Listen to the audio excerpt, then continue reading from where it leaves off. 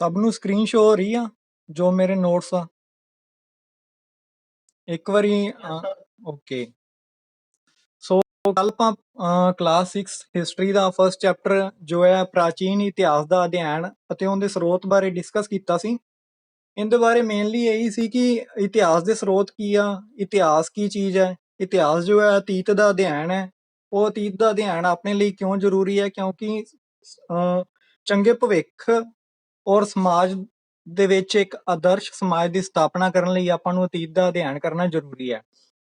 ਉਹਦੇ ਵਿੱਚ ਇਹ ਕਿਉਂ ਆਪਾਂ ਅਤੀਤ ਦਾ ਅਧਿਐਨ ਕਰਦੇ ਹਾਂ, ਕਿਉਂਕਿ ਪੁਰਾਣੇ ਜਾਂ ਪੁਰਾਤਨ ਸਮਾਜ ਦੇ ਵਿੱਚ ਬਹੁਤ ਸਾਰੀਆਂ ਇਹੋ ਜਿਹੀਆਂ ਕੁਰੀਤੀਆਂ ਸੀ ਜਾਂ ਕੁਝ ਖੋਜਾਂ ਹੋ ਚੁੱਕੀਆਂ ਸੀ ਜਿਨ੍ਹਾਂ ਨੂੰ ਆਪਾਂ ਡਿਵੈਲਪ ਕੀਤਾ। ਹੋਰ ਜਿਵੇਂ ਕੁਰੀਤੀਆਂ ਦੀ ਗੱਲ ਕਰੀਏ ਤਾਂ ਆਪਾਂ ਕਹਿ ਸਕਦੇ ਹਾਂ ਸਤੀ ਪ੍ਰਥਾ ਸੀ, ਬਾਲ ਵਿਆਹ ਸੀ, ਹੋਰ ਇਹੋ ਜਿਹੀਆਂ ਬਹੁਤ ਸਾਰੀਆਂ ਵਹਿਮ ਭਰਮ ਸੀ, ਉਹਨਾਂ ਨੂੰ ਦੂਰ ਕੀਤਾ ਗਿਆ। ਸਤੀ ਪ੍ਰਥਾ ਨੂੰ ਜਿਵੇਂ ਬ੍ਰਿਟਿਸ਼ ਰੂਲ ਦੇ ਵਿੱਚ ਹੀ ਆਪਾਂ ਖਤਮ ਕੀਤਾ, ਉਹਦੇ ਉੱਪਰ ਕਾਨੂੰਨ ਬਣਾ ਦਿੱਤਾ ਗਿਆ। ਵਿਧਵਾ ਵਿਵਾਹ ਦੇ ਉੱਪਰ ਵੀ ਆਪਾਂ ਕਾਨੂੰਨ ਬਣਾਇਆ।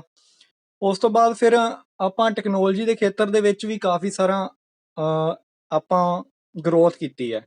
ਜਿਵੇਂ ਐਗਰੀਕਲਚਰ ਦੇ ਵਿੱਚ ਵੇਖ ਲਈਏ, ਪਹਿਲਾਂ ਲੋਕ ਬਲਦਾਂ ਰਾਹੀਂ ਹੱਲ ਚਲਾਉਂਦੇ ਸੀ, ਹੁਣ ਤਾਂ ਪੂਰੀ ਐਗਰੀਕਲਚਰ ਹੀ ਟੈਕਨੋਲੋਜੀ ਬੇਸਡ ਹੋ ਚੁੱਕੀ ਹੈ। ਟਰੈਕਟਰ ਆ ਗਿਆ, ਹੱਲ ਆ ਗਿਆ, ਜਿਸ ਨਾਲ ਕਾਫੀ ਸਾਰੀ ਸਮੇਂ ਦੀ ਬਚਤ ਹੁੰਦੀ ਆ। ਸੋ ਹਿਸਟਰੀ ਕਿਤੇ ਨਾ ਕਿਤੇ ਆਪਣੇ ਸਮਾਜ ਦੇ ਨਾਲ ਹਰੇਕ ਪੱਖ ਨਾਲ ਰਿਲੇਟ ਕਰਦੀ ਹੈ, ਕਿਉਂਕਿ ਇਹ ਵੀ ਆਪਣੇ ਸਮਾਜ ਦਾ ਇੱਕ ਇਤਿਹਾਸ ਹੀ ਹੈ। ਫਿਰ ਆਪਾਂ ਇਹਦੇ ਵਿੱਚ ਸਰੋਤਾਂ ਦੀ ਗੱਲ ਕੀਤੀ ਸੀ ਕਿ ਪ੍ਰਾਚੀਨ ਇਤਿਹਾਸ ਦੇ ਸਰੋਤ ਕਿਹੜੇ ਕਿਹੜੇ ਆ। ਸਰੋਤਾਂ ਦੇ ਵਿੱਚ ਇਹ ਆ ਜਾਂਦਾ ਕਿ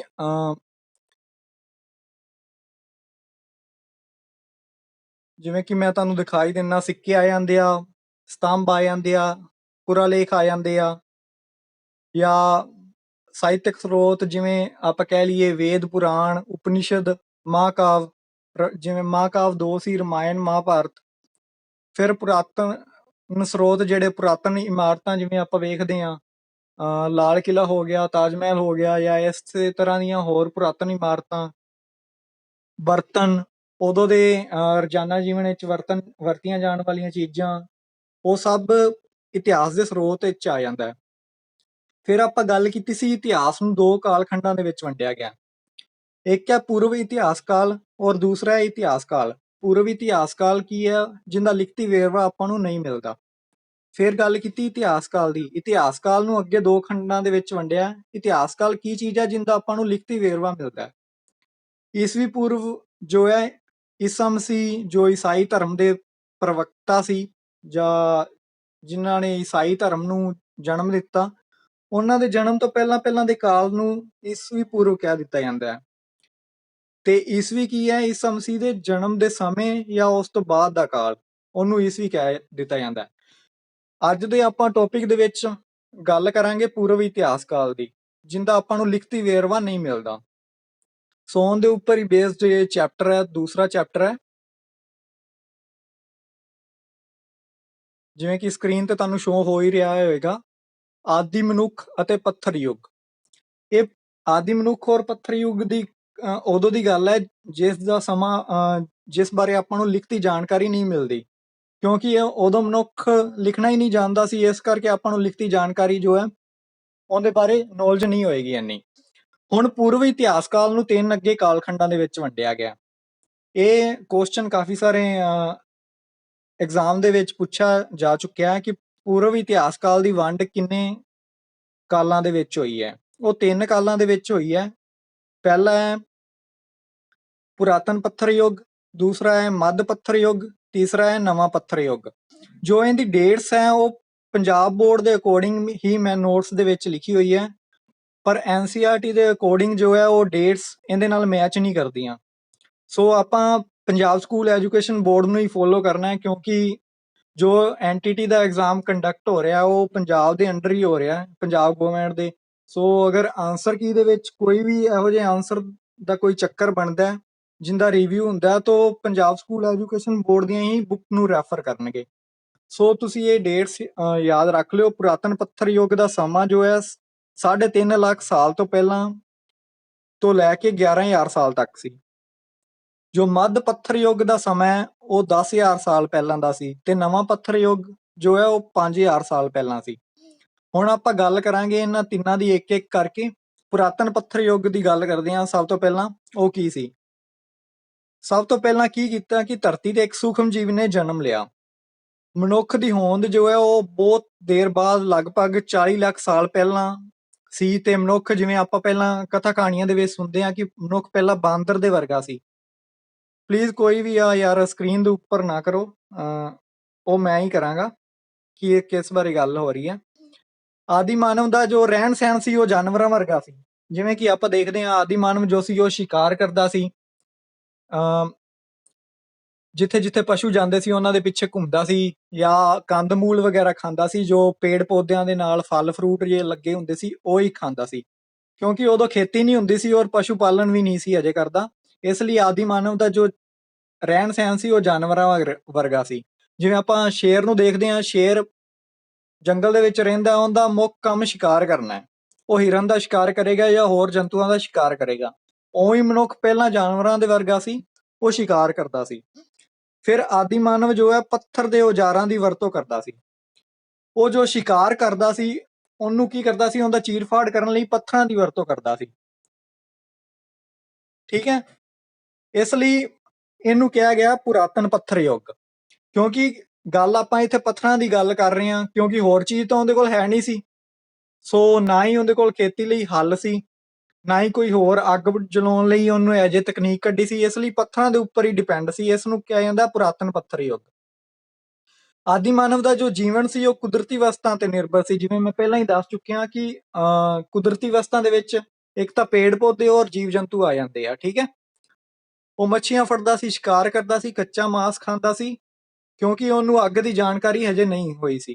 ਪੁਰਾਤਨ ਪੱਥਰ ਦੇ ਵਿੱਚ ਹਜੇ ਉਹਨੂੰ ਅੱਗ ਬਾਰੇ ਜਾਣਕਾਰੀ ਨਹੀਂ ਸੀ। ਉਹ ਸਿਰਫ ਪੱਥਰਾਂ ਨਾਲ ਚੀਰ-ਫਾੜ ਕਰਕੇ ਹੀ ਜੋ ਜੀਵ ਜੰਤੂਆਂ ਦਾ ਸ਼ਿਕਾਰ ਕਰਦਾ ਸੀ, ਉਹਦਾ ਮਾਂਸ ਖਾਂਦਾ ਸੀ। ਠੀਕ ਹੈ, ਜੰਗਲੀ ਜਾਨਵਰਾਂ ਤੋਂ ਸੁਰੱਖਿਅਤ ਰਹਿਣ ਲਈ ਉਹ ਕੀ ਕਰਦਾ ਸੀ, ਝੁੰਡ ਬਣਾ ਕੇ ਰਹਿੰਦਾ ਸੀ।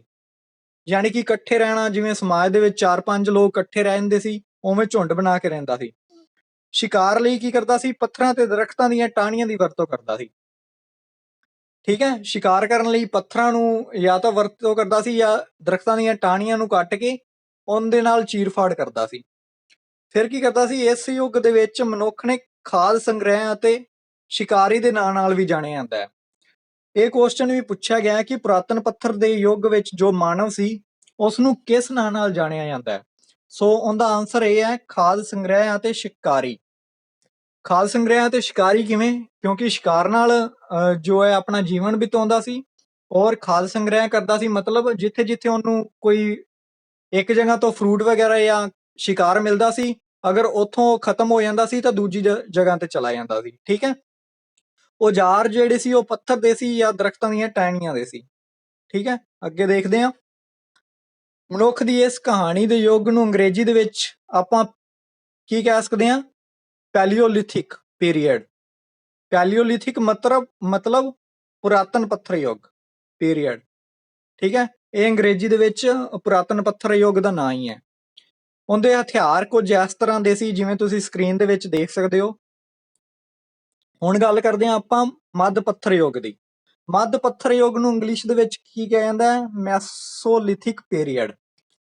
ਤੁਸੀਂ ਇੰਗਲਿਸ਼ ਵਿੱਚ ਵੀ ਨਾਮ ਯਾਦ ਰੱਖ ਲਿਓ ਕਿ ਇੰਗਲਿਸ਼ ਵਿੱਚ ਮੱਧ ਪੱਥਰ ਯੁੱਗ ਨੂੰ ਮੈਸੋਲਿਥਿਕ ਕਿਹਾ ਜਾਂਦਾ ਹੈ ਔਰ ਪੁਰਾਤਨ ਪੱਥਰ ਯੁੱਗ ਨੂੰ ਪੈਲੀਓਲਿਥਿਕ ਕਿਹਾ ਜਾਂਦਾ ਹੈ। ਇਹ ਮੱਧ ਪੱਥਰ ਯੁੱਗ ਦਾ ਸਮਾਂ ਜੋ ਹੈ ਪੁਰਾਤਨ ਪੱਥਰ ਯੁੱਗ ਤੋਂ ਬਾਅਦ ਆਉਂਦਾ ਹੈ। ਇਸ ਦੇ ਵਿੱਚ ਕੀ ਹੋਇਆ ਸੁਧਾਰ? ਇੱਕ ਤਾਂ ਜਲਵਾਯੂ ਵਿੱਚ ਪਰਿਵਰਤਨ ਹੋ ਗਿਆ।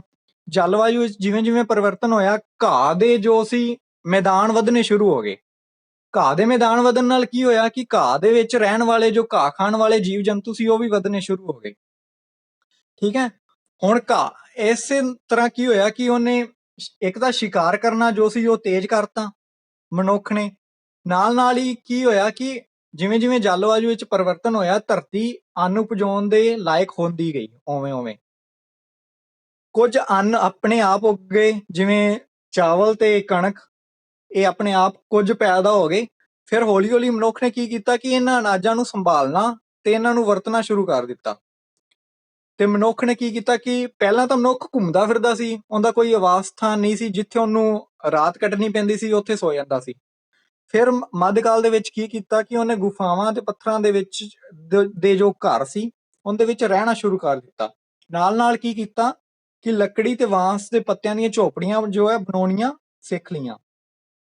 ਇਸ ਕਾਲ ਦੇ ਵਿੱਚ ਕੀ ਹੋਇਆ ਕਿ ਮਨੁੱਖ ਦੇ ਸਥਿਰ ਜੀਵਨ ਦਾ ਆਰੰਭ ਜੋ ਹੈ ਉਹ ਹੋਣਾ ਵਿਕਸਿਤ ਹੋ ਗਿਆ। ਕਿਉਂਕਿ ਸਥਿਰ ਜੀਵਨ ਉਦੋਂ ਹੀ ਹੁੰਦਾ ਜਦੋਂ ਆਪਾਂ ਜਾਂ ਤਾਂ ਖੇਤੀ ਲਈ ਆਪਾਂ ਨੂੰ ਕੋਈ ਫਸਲ ਮਿਲ ਜੇ ਜਾਂ ਆਪਣਾ ਆਵਾਸ ਕਿਸੇ ਥਾਂ ਤੇ ਪੱਕਾ ਹੋ ਜੇ, ਠੀਕ ਹੈ, ਜਿੱਥੇ ਆਪਾਂ ਨੂੰ ਰਹਿਣ ਸਹਿਣ ਲਈ ਔਰ ਮੁੱਢਲੀਆਂ ਜ਼ਰੂਰਤਾਂ ਜਿਵੇਂ ਰੋਟੀ ਕੱਪੜਾ ਮਕਾਨ ਆਪਾਂ ਕਹਿ ਲਈਏ ਉਹ ਆਪਾਂ ਆਪਣੀਆਂ ਜਿੱਥੇ ਜ਼ਰੂਰਤਾਂ ਪੂਰੀਆਂ ਹੁੰਦੀਆਂ ਆਪਾਂ ਉੱਥੇ ਰਹਿਣਾ ਜੋ ਹੈ ਸਿੱਖ ਲੈਂਦੇ ਹਾਂ। ਸੋ ਉਵੇਂ ਹੀ ਆਦਿ ਮਾਨਵ ਨੇ ਵੀ ਮੱਧ ਪੱਥਰ ਯੁੱਗ ਦੇ ਵਿੱਚ ਕੀ ਕੀਤਾ, ਰਹਿਣਾ ਸਿੱਖ ਲਿਆ ਇੱਕ ਜਗ੍ਹਾ ਤੇ।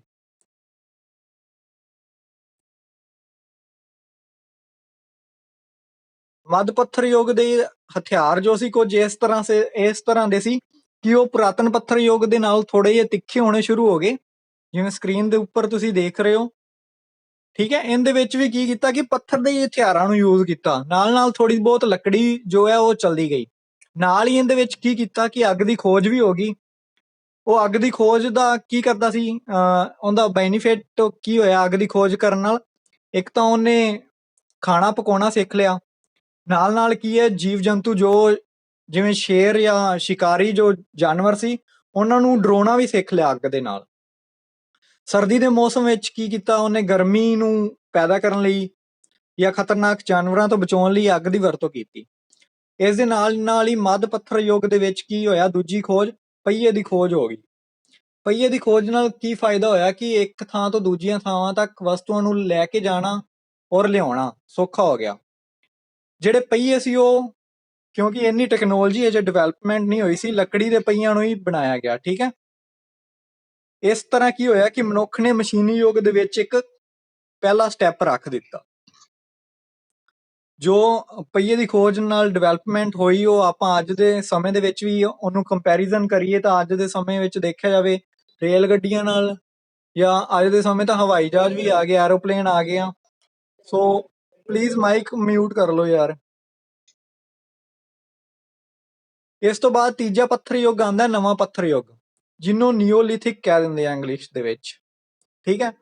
ਇਹਦੇ ਵਿੱਚ ਕੀ ਕੀਤਾ ਕਿ ਮਨੁੱਖ ਨੇ ਇੱਕ ਉਤਪਾਦਕ ਦੇ ਰੂਪ ਵਿੱਚ ਆਪਣਾ ਜੀਵਨ ਸ਼ੁਰੂ ਕਰ ਦਿੱਤਾ।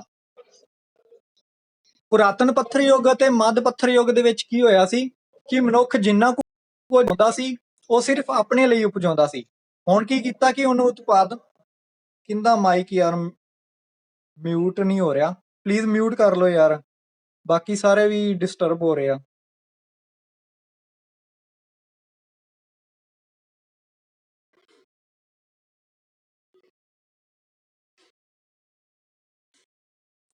ਸੋ ਨਵ ਪੱਥਰ ਦੇ ਯੁੱਗ ਦੇ ਵਿੱਚ ਕੀ ਕੀਤਾ ਕਿ ਮਨੁੱਖ ਨੇ ਉਤਪਾਦਕ ਦੇ ਰੂਪ ਵਿੱਚ ਫਸਲਾਂ ਨੂੰ ਪੈਦਾ ਕਰਨਾ ਸ਼ੁਰੂ ਕੀਤਾ। ਪਹਿਲਾਂ ਨਾਲੋਂ ਜ਼ਿਆਦਾ ਅਨਾਜ ਬੀਜਿਆ ਗਿਆ, ਫਸਲਾਂ ਦੀ ਪ੍ਰਾਪਤੀ ਕੀਤੀ। ਸਿੱਖਿਆ ਦੇ ਨਾਲ ਨਾਲ ਹੀ ਜਾਣਕਾਰੀ ਇਹ ਹਾਸਲ ਕੀਤੀ ਕਿ ਕਿਹੜੀ ਫਸਲ ਜੋ ਹੈ ਕਿਸ ਮੌਸਮ ਦੇ ਵਿੱਚ ਉਗਦੀ ਹੈ ਤੇ ਉਹਨੂੰ ਕਦੋਂ ਕੱਟਿਆ ਜਾਏਗਾ। ਇਸ ਦੇ ਨਾਲ ਕੀ ਹੋਇਆ ਕਿ ਖੇਤੀਬਾੜੀ ਦਾ ਵਿਕਾਸ ਜੋ ਹੈ ਹੋਣਾ ਸ਼ੁਰੂ ਹੋ ਗਿਆ। ਮਨੁੱਖ ਨੇ ਅਨਾਜ ਨੂੰ ਪਕਾਉਣਾ, ਉਸ ਨੂੰ ਸਟੋਰ ਕਰਨਾ ਜੋ ਹੈ ਸਿੱਖ ਲਿਆ। ਤੇ ਇਸ ਦੇ ਵਿੱਚ ਕੀ ਕੀਤਾ ਕਿ ਪਹਿਲਾਂ ਨਾਲੋਂ ਜੋ ਔਜ਼ਾਰ ਸੀ, ਜੋ ਪੱਥਰ ਦੇ ਹਥਿਆਰ ਵਰਤੇ ਜਾਂਦੇ ਸੀ, ਉਹ ਪਹਿਲਾਂ ਨਾਲੋਂ ਵਧੀਆ ਤੇ ਤਿੱਖੇ ਹੋ ਗਏ। ਨਾਲ ਹੀ ਇਹਦੇ ਵਿੱਚ ਚਮਕੀਲਾਪਨ ਜੋ ਹੈ ਵਧਿਆ। ਇਹਦੇ ਨਾਲ ਮਿੱਟੀ ਦੇ ਬਰਤਨ ਭਾਵ ਸ਼ਿਲਪ ਕਲਾ ਵੀ ਜੋ ਹੈ ਨਵੇਂ ਪੱਥਰ ਯੁੱਗ ਦੇ ਵਿੱਚ ਆਉਣੀ ਸ਼ੁਰੂ ਹੋ ਗਈ। ਪਹੀਏ ਤੇ ਖੇਤੀਬਾੜੀ ਦੀ ਖੋਜ ਨਾਲ ਕੀ ਹੋਇਆ, ਮਨੁੱਖ ਦਾ ਜੀਵਨ ਜੋ ਹੈ ਬਦਲ ਗਿਆ। ਜਿਵੇਂ ਜਿਵੇਂ ਕੋਈ ਡਿਵੈਲਪਮੈਂਟ ਹੁੰਦੀ ਆ ਉਸ ਦੇ ਨਾਲ ਮਨੁੱਖ ਦੇ ਜੀਵਨ ਦੇ ਵਿੱਚ ਤਬਦੀਲੀ ਤਾਂ ਆਉਂਦੀ ਹੈ। ਜਿਵੇਂ ਰੇਲ ਗੱਡੀਆਂ ਆਈਆਂ ਤਾਂ ਮਨੁੱਖ ਦੇ ਵਿੱਚ ਆਵਾਜਾਈ ਜੋ ਹੈ ਇੱਕ ਥਾਂ ਤੋਂ ਦੂਜੀ ਥਾਂ ਤੇ ਜਾਣਾ ਆਉਣਾ ਸੌਖਾ ਹੋ ਗਿਆ। ਕੁਝ ਹੀ ਘੰਟਿਆਂ ਦੇ ਵਿੱਚ ਸਫ਼ਰ ਆਪਾਂ ਦੂਰ ਤੱਕ ਤੈਅ ਕਰ ਸਕਦੇ ਹਾਂ। ਇਹਦੇ ਵਿੱਚ ਕੀ ਹੋਇਆ, ਨਵੇਂ ਪੱਥਰ ਦੇ ਯੁੱਗ ਦੇ ਵਿੱਚ ਮਨੁੱਖ ਨੇ ਇੱਕ ਕਲਾਕਾਰ ਦਾ ਰੂਪ ਲੈ ਲਿਆ। ਕਲਾਕਾਰ ਦਾ ਮਤਲਬ ਸ਼ਿਲਪ ਕਲਾ, ਦਸਤਕਾਰੀ, ਇੱਕ ਖੋਜ ਹੋਈ, ਠੀਕ ਹੈ। ਘਰਾਂ ਦੀ ਸਜਾਵਟ ਕਰਨੀ, ਭਾਵ ਉਹਨੇ ਇੱਕ ਪਿੰਡਾਂ ਦਾ ਵੀ ਜੋ ਹੈ ਪਿੰਡ ਵੀ ਡਿਵੈਲਪਮੈਂਟ ਹੋ ਗਏ। ਇੱਥੋਂ ਪਿੰਡਾਂ ਦਾ ਵਿਕਾਸ ਜੋ ਹੈ ਸ਼ੁਰੂ ਹੋਣਾ ਹੋ ਗਿਆ, ਕਿਉਂਕਿ ਘਰ ਬਣਨੇ ਸ਼ੁਰੂ ਹੋ ਗਏ। ਪਹਿਲਾਂ ਤਾਂ ਉਹ ਗੁਫਾਵਾਂ ਦੇ ਵਿੱਚ ਰਹਿੰਦਾ ਸੀ ਜਾਂ ਪੱਥਰ ਦੇ ਘਰਾਂ ਦੇ ਵਿੱਚ ਰਹਿੰਦਾ ਸੀ। ਹੁਣ ਕੀ ਹੋਇਆ, ਘਰ ਬਣਾਉਣੇ ਸ਼ੁਰੂ ਹੋ ਗਏ, ਜਿਸ ਨਾਲ ਪਿੰਡ ਦਾ ਜੋ ਹੈ ਵਿਕਾਸ ਹੋਇਆ। ਤੇ ਮਨੁੱਖ ਨੇ ਆਪਣੀ ਕਲਾਕ੍ਰਿਤੀ ਕਿੱਥੇ ਵਿਖਾਈ? ਕੁਝ ਤਾਂ ਗੁਫਾਵਾਂ ਦੇ ਵਿੱਚ ਵਿਖਾਈ। ਨਵੇਂ ਪੱਥਰ ਯੁੱਗ ਦੇ ਵਿੱਚ ਇਹ ਨਹੀਂ ਕਿ ਸਾਰੇ ਜੋ ਮਨੁੱਖ ਸੀ ਉਹ ਪਿੰਡਾਂ ਦੇ ਵਿੱਚ ਹੀ ਰਹਿੰਦੇ ਸੀ। ਕੁਝ ਮਨੁੱਖ ਪੱਥਰਾਂ ਦੇ ਘਰਾਂ ਦੇ ਵਿੱਚ ਵੀ ਰਹਿਣਾ ਅਜੇ ਛੱਡੇ ਨਹੀਂ ਸੀ। ਉਹਦੇ ਨਾਲ ਕੀ ਹੋਇਆ ਕਿ ਮਨੁੱਖ ਨੇ ਜੋ ਪੱਥਰਾਂ ਦੇ ਘਰਾਂ ਦੇ ਵਿੱਚ ਰੇਖਾ ਚਿੱਤਰਕਾਰੀ ਜੋ ਹੈ ਸ਼ੁਰੂ ਕਰਤੀ। ਨਵੇਂ ਪੱਥਰ ਯੁੱਗ ਦੇ ਵਿੱਚ ਸਭ ਤੋਂ ਪਹਿਲਾਂ ਆਪਾਂ ਨੂੰ ਰੇਖਾ ਚਿੱਤਰਕਾਰੀ ਮਿਲਦੀ ਹੈ, ਜਿਹਦੇ ਵਿੱਚ ਮਨੁੱਖ ਕੀ ਕੀਤਾ ਹੈ, ਉਹਨੇ ਆਪਣੇ ਸ਼ਿਕਾਰ ਕਰਦੇ ਜਾਂ ਖਾਣਾ ਬਣਾਉਂਦੇ ਹੋਏ ਜਾਂ ਫਲ ਕੱਟਦੇ ਹੋਏ ਦੀਆਂ ਚਿੱਤਰਕਾਰੀਆਂ ਜੋ ਹੈ ਉਕੇਰੀਆਂ ਹੋਈਆਂ। ਠੀਕ ਹੈ। ਭੀਮ ਬੈਠਕਾ ਜੋ ਹੈ ਮੱਧ ਪ੍ਰਦੇਸ਼ ਦੇ ਵਿੱਚ ਹੈ, ਉਹ ਜੋ ਹੈ ਇਸ ਚਿੱਤਰਾਂ ਲਈ ਕਾਫੀ ਮਸ਼ਹੂਰ ਹੈ। ਸੋ ਇਸ ਸਮੇਂ ਕੀ ਹੋਇਆ, ਸਭਿਅਤਾ ਜੀਵਨ ਜੋ ਹੈ ਹੋਂਦ ਵਿੱਚ ਆਇਆ। ਸਭਿਅਤਾ ਹੋਂਦ ਵਿੱਚ ਕਦੋਂ ਆਉਂਦੀ ਹੈ, ਜਦੋਂ ਮਨੁੱਖ ਜੋ ਹੈ ਕੁਝ ਬੋਲਣਾ, ਕੁਝ ਕਲਾਕ੍ਰਿਤੀਆਂ ਕਰਨਾ ਜਾਂ ਉਹਦੀ ਸੰਸਕ੍ਰਿਤੀ ਜਦੋਂ ਡਿਵੈਲਪਮੈਂਟ ਹੋ ਜਾਂਦੀ ਹੈ ਤਾਂ ਕੀ ਹੋ ਜਾਂਦਾ ਹੈ, ਸਭਿਅਤ ਜੀਵਨ ਦਾ ਵਿਕਾਸ ਹੋਣਾ ਸ਼ੁਰੂ ਹੋ ਜਾਂਦਾ ਹੈ। ਸੋ ਇਹ ਸੀ ਚੈਪਟਰ ਸੈਕਿੰਡ। ਹੁਣ ਵੇਖ ਲੈਨੇ ਆ ਆਪਾਂ, ਕਿਸੇ ਨੂੰ ਕੋਈ ਡਾਊਟ ਹੈ ਤਾਂ ਉਹ ਲੈ ਲੈਨੇ ਆ, ਫਿਰ ਅਗਲਾ ਜੋ ਹੈ ਚੈਪਟਰ ਸ਼ੁਰੂ ਕਰਾਂਗੇ। ਹੈਂਡ ਰੇਜ਼ ਕਰ ਲਿਓ ਜਿਨ੍ਹਾਂ ਨੂੰ ਡਾਊਟ ਹੈ। ਹਾਂਜੀ ਗਗਨ ਮਹਿਰਾ।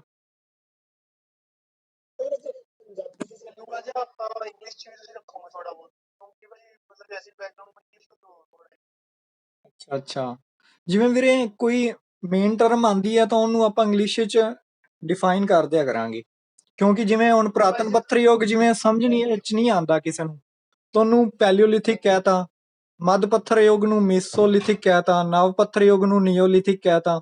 ਇਹ ਟਰਮਸ ਜੋ ਹੈ ਇੰਗਲਿਸ਼ ਦੇ ਵਿੱਚ ਆਪਾਂ ਨੂੰ ਜਾਣਨਾ ਜ਼ਰੂਰੀ ਹੈ, ਕਿਉਂਕਿ ਇੰਗਲਿਸ਼ ਦੇ ਵੀ ਸਟੂਡੈਂਟ ਕਾਫੀ ਹੁੰਦੇ ਆ।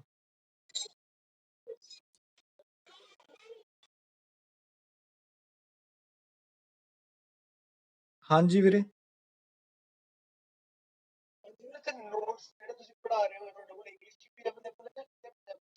ਪੰਜਾਬੀ ਹਿੰਦੀ ਵਿੱਚ NCERT ਦੇ ਨੋਟਸ ਹਿੰਦੀ ਵਿੱਚ ਮਿਲ ਜਾਣਗੇ।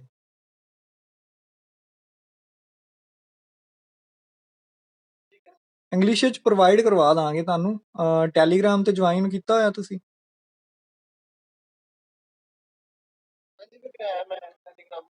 ਓਕੇ, ਮੈਂ ਇੰਗਲਿਸ਼ ਵਿੱਚ ਪ੍ਰੋਵਾਈਡ ਕਰਵਾ ਦਾਂਗਾ ਤੁਹਾਨੂੰ।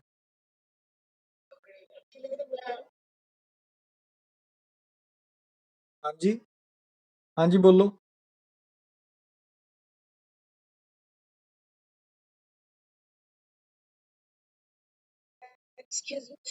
ਹਾਂਜੀ ਨਵਜੋਤ।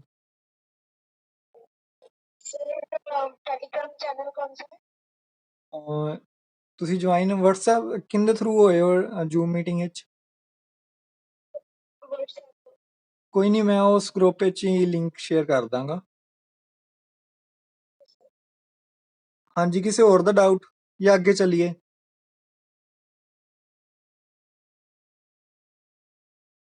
ਚੱਲੀਏ ਫਿਰ ਅੱਗੇ। ਓਕੇ, ਸਭ ਤੋਂ ਮੇਨ ਟੌਪਿਕ ਜੋ ਹੈ ਹੜੱਪਾ ਸਭਿਅਤਾ। ਇਹਦੇ ਤੇ ਕਾਫੀ ਸਾਰੇ ਜੋ ਹੈ ਕੁਐਸਚਨ ਪੁੱਛੇ ਜਾਂਦੇ ਆ ਐਗਜ਼ਾਮ ਦੇ ਵਿੱਚ। ਹੜੱਪਾ ਸਭਿਅਤਾ ਇੱਕ ਤਾਂ ਸਭ ਤੋਂ ਸੰਸਾਰ ਦੀ ਪ੍ਰਾਚੀਨ ਸਭਿਅਤਾ ਹੈ ਤੇ ਭਾਰਤ ਦੀ ਵੀ ਸਭ ਤੋਂ ਖੋਜੀ ਹੋਈ ਪ੍ਰਾਚੀਨ ਸਭਿਅਤਾ ਹੈ। ਪ੍ਰਾਚੀਨ ਮਤਲਬ ਜਿਹਨੂੰ ਆਪਾਂ ਪੁਰਾਤਨ ਸਭਿਅਤਾ ਵੀ ਕਹਿ ਦਿੰਦੇ ਆ। ਇਹ ਸਭਿਅਤਾ ਦਾ ਜੋ ਸਭ ਤੋਂ ਵੱਡਾ ਪੱਖ ਕੀ ਹੈ, ਇਹ ਸਭਿਅਤਾ ਜੋ ਸੀ ਸ਼ਹਿਰੀ ਸਭਿਅਤਾ ਸੀ। ਪੇਂਡੂ ਸਭਿਅਤਾ ਨਾ ਹੋ ਕੇ ਸ਼ਹਿਰੀ ਸਭਿਅਤਾ ਸੀ। ਇਹ ਸਭਿਅਤਾ ਦੇ ਖਤਮ ਹੋਣ ਤੋਂ ਬਾਅਦ ਲਗਭਗ 2500 ਸਾਲ ਲੱਗੇ ਨਵੀਂ ਸ਼ਹਿਰੀ ਸਭਿਅਤਾ ਜੋ ਗੰਗਾ ਦੇ ਮੈਦਾਨਾਂ ਦੇ ਵਿੱਚ ਬਣੀ। ਠੀਕ ਹੈ। ਉਸ ਤੋਂ ਬਾਅਦ ਦੂਜੀ ਸ਼ਹਿਰੀ ਸਭਿਅਤਾ ਦਾ ਵਿਕਾਸ ਹੋਇਆ। ਪਹਿਲੀ ਸ਼ਹਿਰੀ ਸਭਿਅਤਾ ਅਗਰ ਪੁਰਾਤਨ ਸਭਿਅਤਾ ਕਹੀਏ ਤਾਂ ਉਹ ਹੜੱਪਾ ਸਭਿਅਤਾ ਹੈ, ਜੋ ਅਜੇ ਤੱਕ ਭਾਰਤ ਦੇ ਵਿੱਚ ਖੋਜੀ ਗਈ ਹੈ। ਇਸ ਦੇ ਨਾਲ ਕੀ ਹੋਇਆ, ਇਸ ਦੇ ਵਿੱਚ ਆਪਾਂ ਜੋ ਹੈ ਮੇਨ ਚੀਜ਼ਾਂ ਬਾਰੇ ਡਿਸਕਸ ਕਰ ਲਈਏ ਜੋ ਐਗਜ਼ਾਮ ਦੇ ਵਿੱਚ NTT ਦੇ ਵਿੱਚ ਪੁੱਛੀਆਂ ਜਾ ਸਕਦੀਆਂ। ਵੈਸੇ ਤਾਂ ਮੈਂ ਸਾਰੀਆਂ ਹੀ ਡਿਸਕਸ ਕਰਾਂਗਾ, ਕਿਉਂਕਿ ਬਹੁਤ ਸਾਰੇ ਲੋਕ ਹੋਰ ਵੀ ਐਗਜ਼ਾਮ ਦੇ ਰਹੇ ਹੁੰਦੇ ਆ। ਪੁਰਾਤਨ ਸਭਿਅਤਾ ਦੇ ਵਿੱਚੋਂ ਹੜੱਪਾ ਸਭਿਅਤਾ ਦੇ ਨਾਲ ਕੁਝ ਸਮਕਾਲੀ ਸਭਿਅਤਾਵਾਂ ਵੀ ਸੀ। ਜਿਵੇਂ ਮਿਸਰ ਦੇ ਵਿੱਚ ਨੀਲ ਨਦੀ ਦੀ ਘਾਟੀ ਦੇ ਉੱਪਰ ਸਭਿਅਤਾ ਬਣੀ ਸੀ। ਹੜੱਪਾ ਸਭਿਅਤਾ ਜੋ ਸੀ ਉਹ ਸਿੰਧੂ ਘਾਟੀ ਸਭਿਅਤਾ ਵੀ ਕਿਹਾ ਜਾਂਦਾ ਹੈ, ਕਿਉਂਕਿ ਉਹ ਸਿੰਧੂ ਨਦੀ ਦੇ ਉੱਪਰ ਬਣੀ ਹੋਈ ਸੀ। ਇਸ ਦੇ ਨਾਲ ਮੈਸੋਪੋਟਾਮੀਆ ਦੀ ਸਭਿਅਤਾ ਜੋ ਸੀ ਉਹ ਦਜਲਾ ਫਰਿਆਤ ਨਦੀਆਂ ਦੀ ਘਾਟੀਆਂ ਦੇ ਉੱਪਰ ਸੀ। ਚੀਨ ਦੇ ਵਿੱਚ ਹਵਾਂਗ ਹੋ ਅਤੇ ਯੰਗਸੀ ਕਿਆਂਗ ਨਦੀਆਂ ਦੀ ਘਾਟੀ ਦੇ ਉੱਪਰ ਇੱਕ ਪੁਰਾਤਨ ਸਭਿਅਤਾ ਸੀ। ਤੇ ਜਿਹੜੀ ਆਪਣੀ ਹੜੱਪਾ ਸਭਿਅਤਾ ਸੀ ਉਹ ਸਿੰਧੂ ਘਾਟੀ ਸਭਿਅਤਾ ਜਿਹਨੂੰ ਵੀ ਕਿਹਾ ਜਾਂਦਾ ਹੈ, ਉਹ ਸਿੰਧ ਨਦੀ ਦੇ ਉੱਪਰ ਜ਼ਿਆਦਾ ਸੀ। ਜਿਵੇਂ ਮੋਹਨਜੋਦੜੋ, ਹੜੱਪਾ, ਇਸ ਨੂੰ ਹੜੱਪਾ ਸਭਿਅਤਾ ਕਿਉਂ ਕਿਹਾ ਜਾਂਦਾ ਹੈ, ਕਿਸੇ ਨੂੰ ਪਤਾ?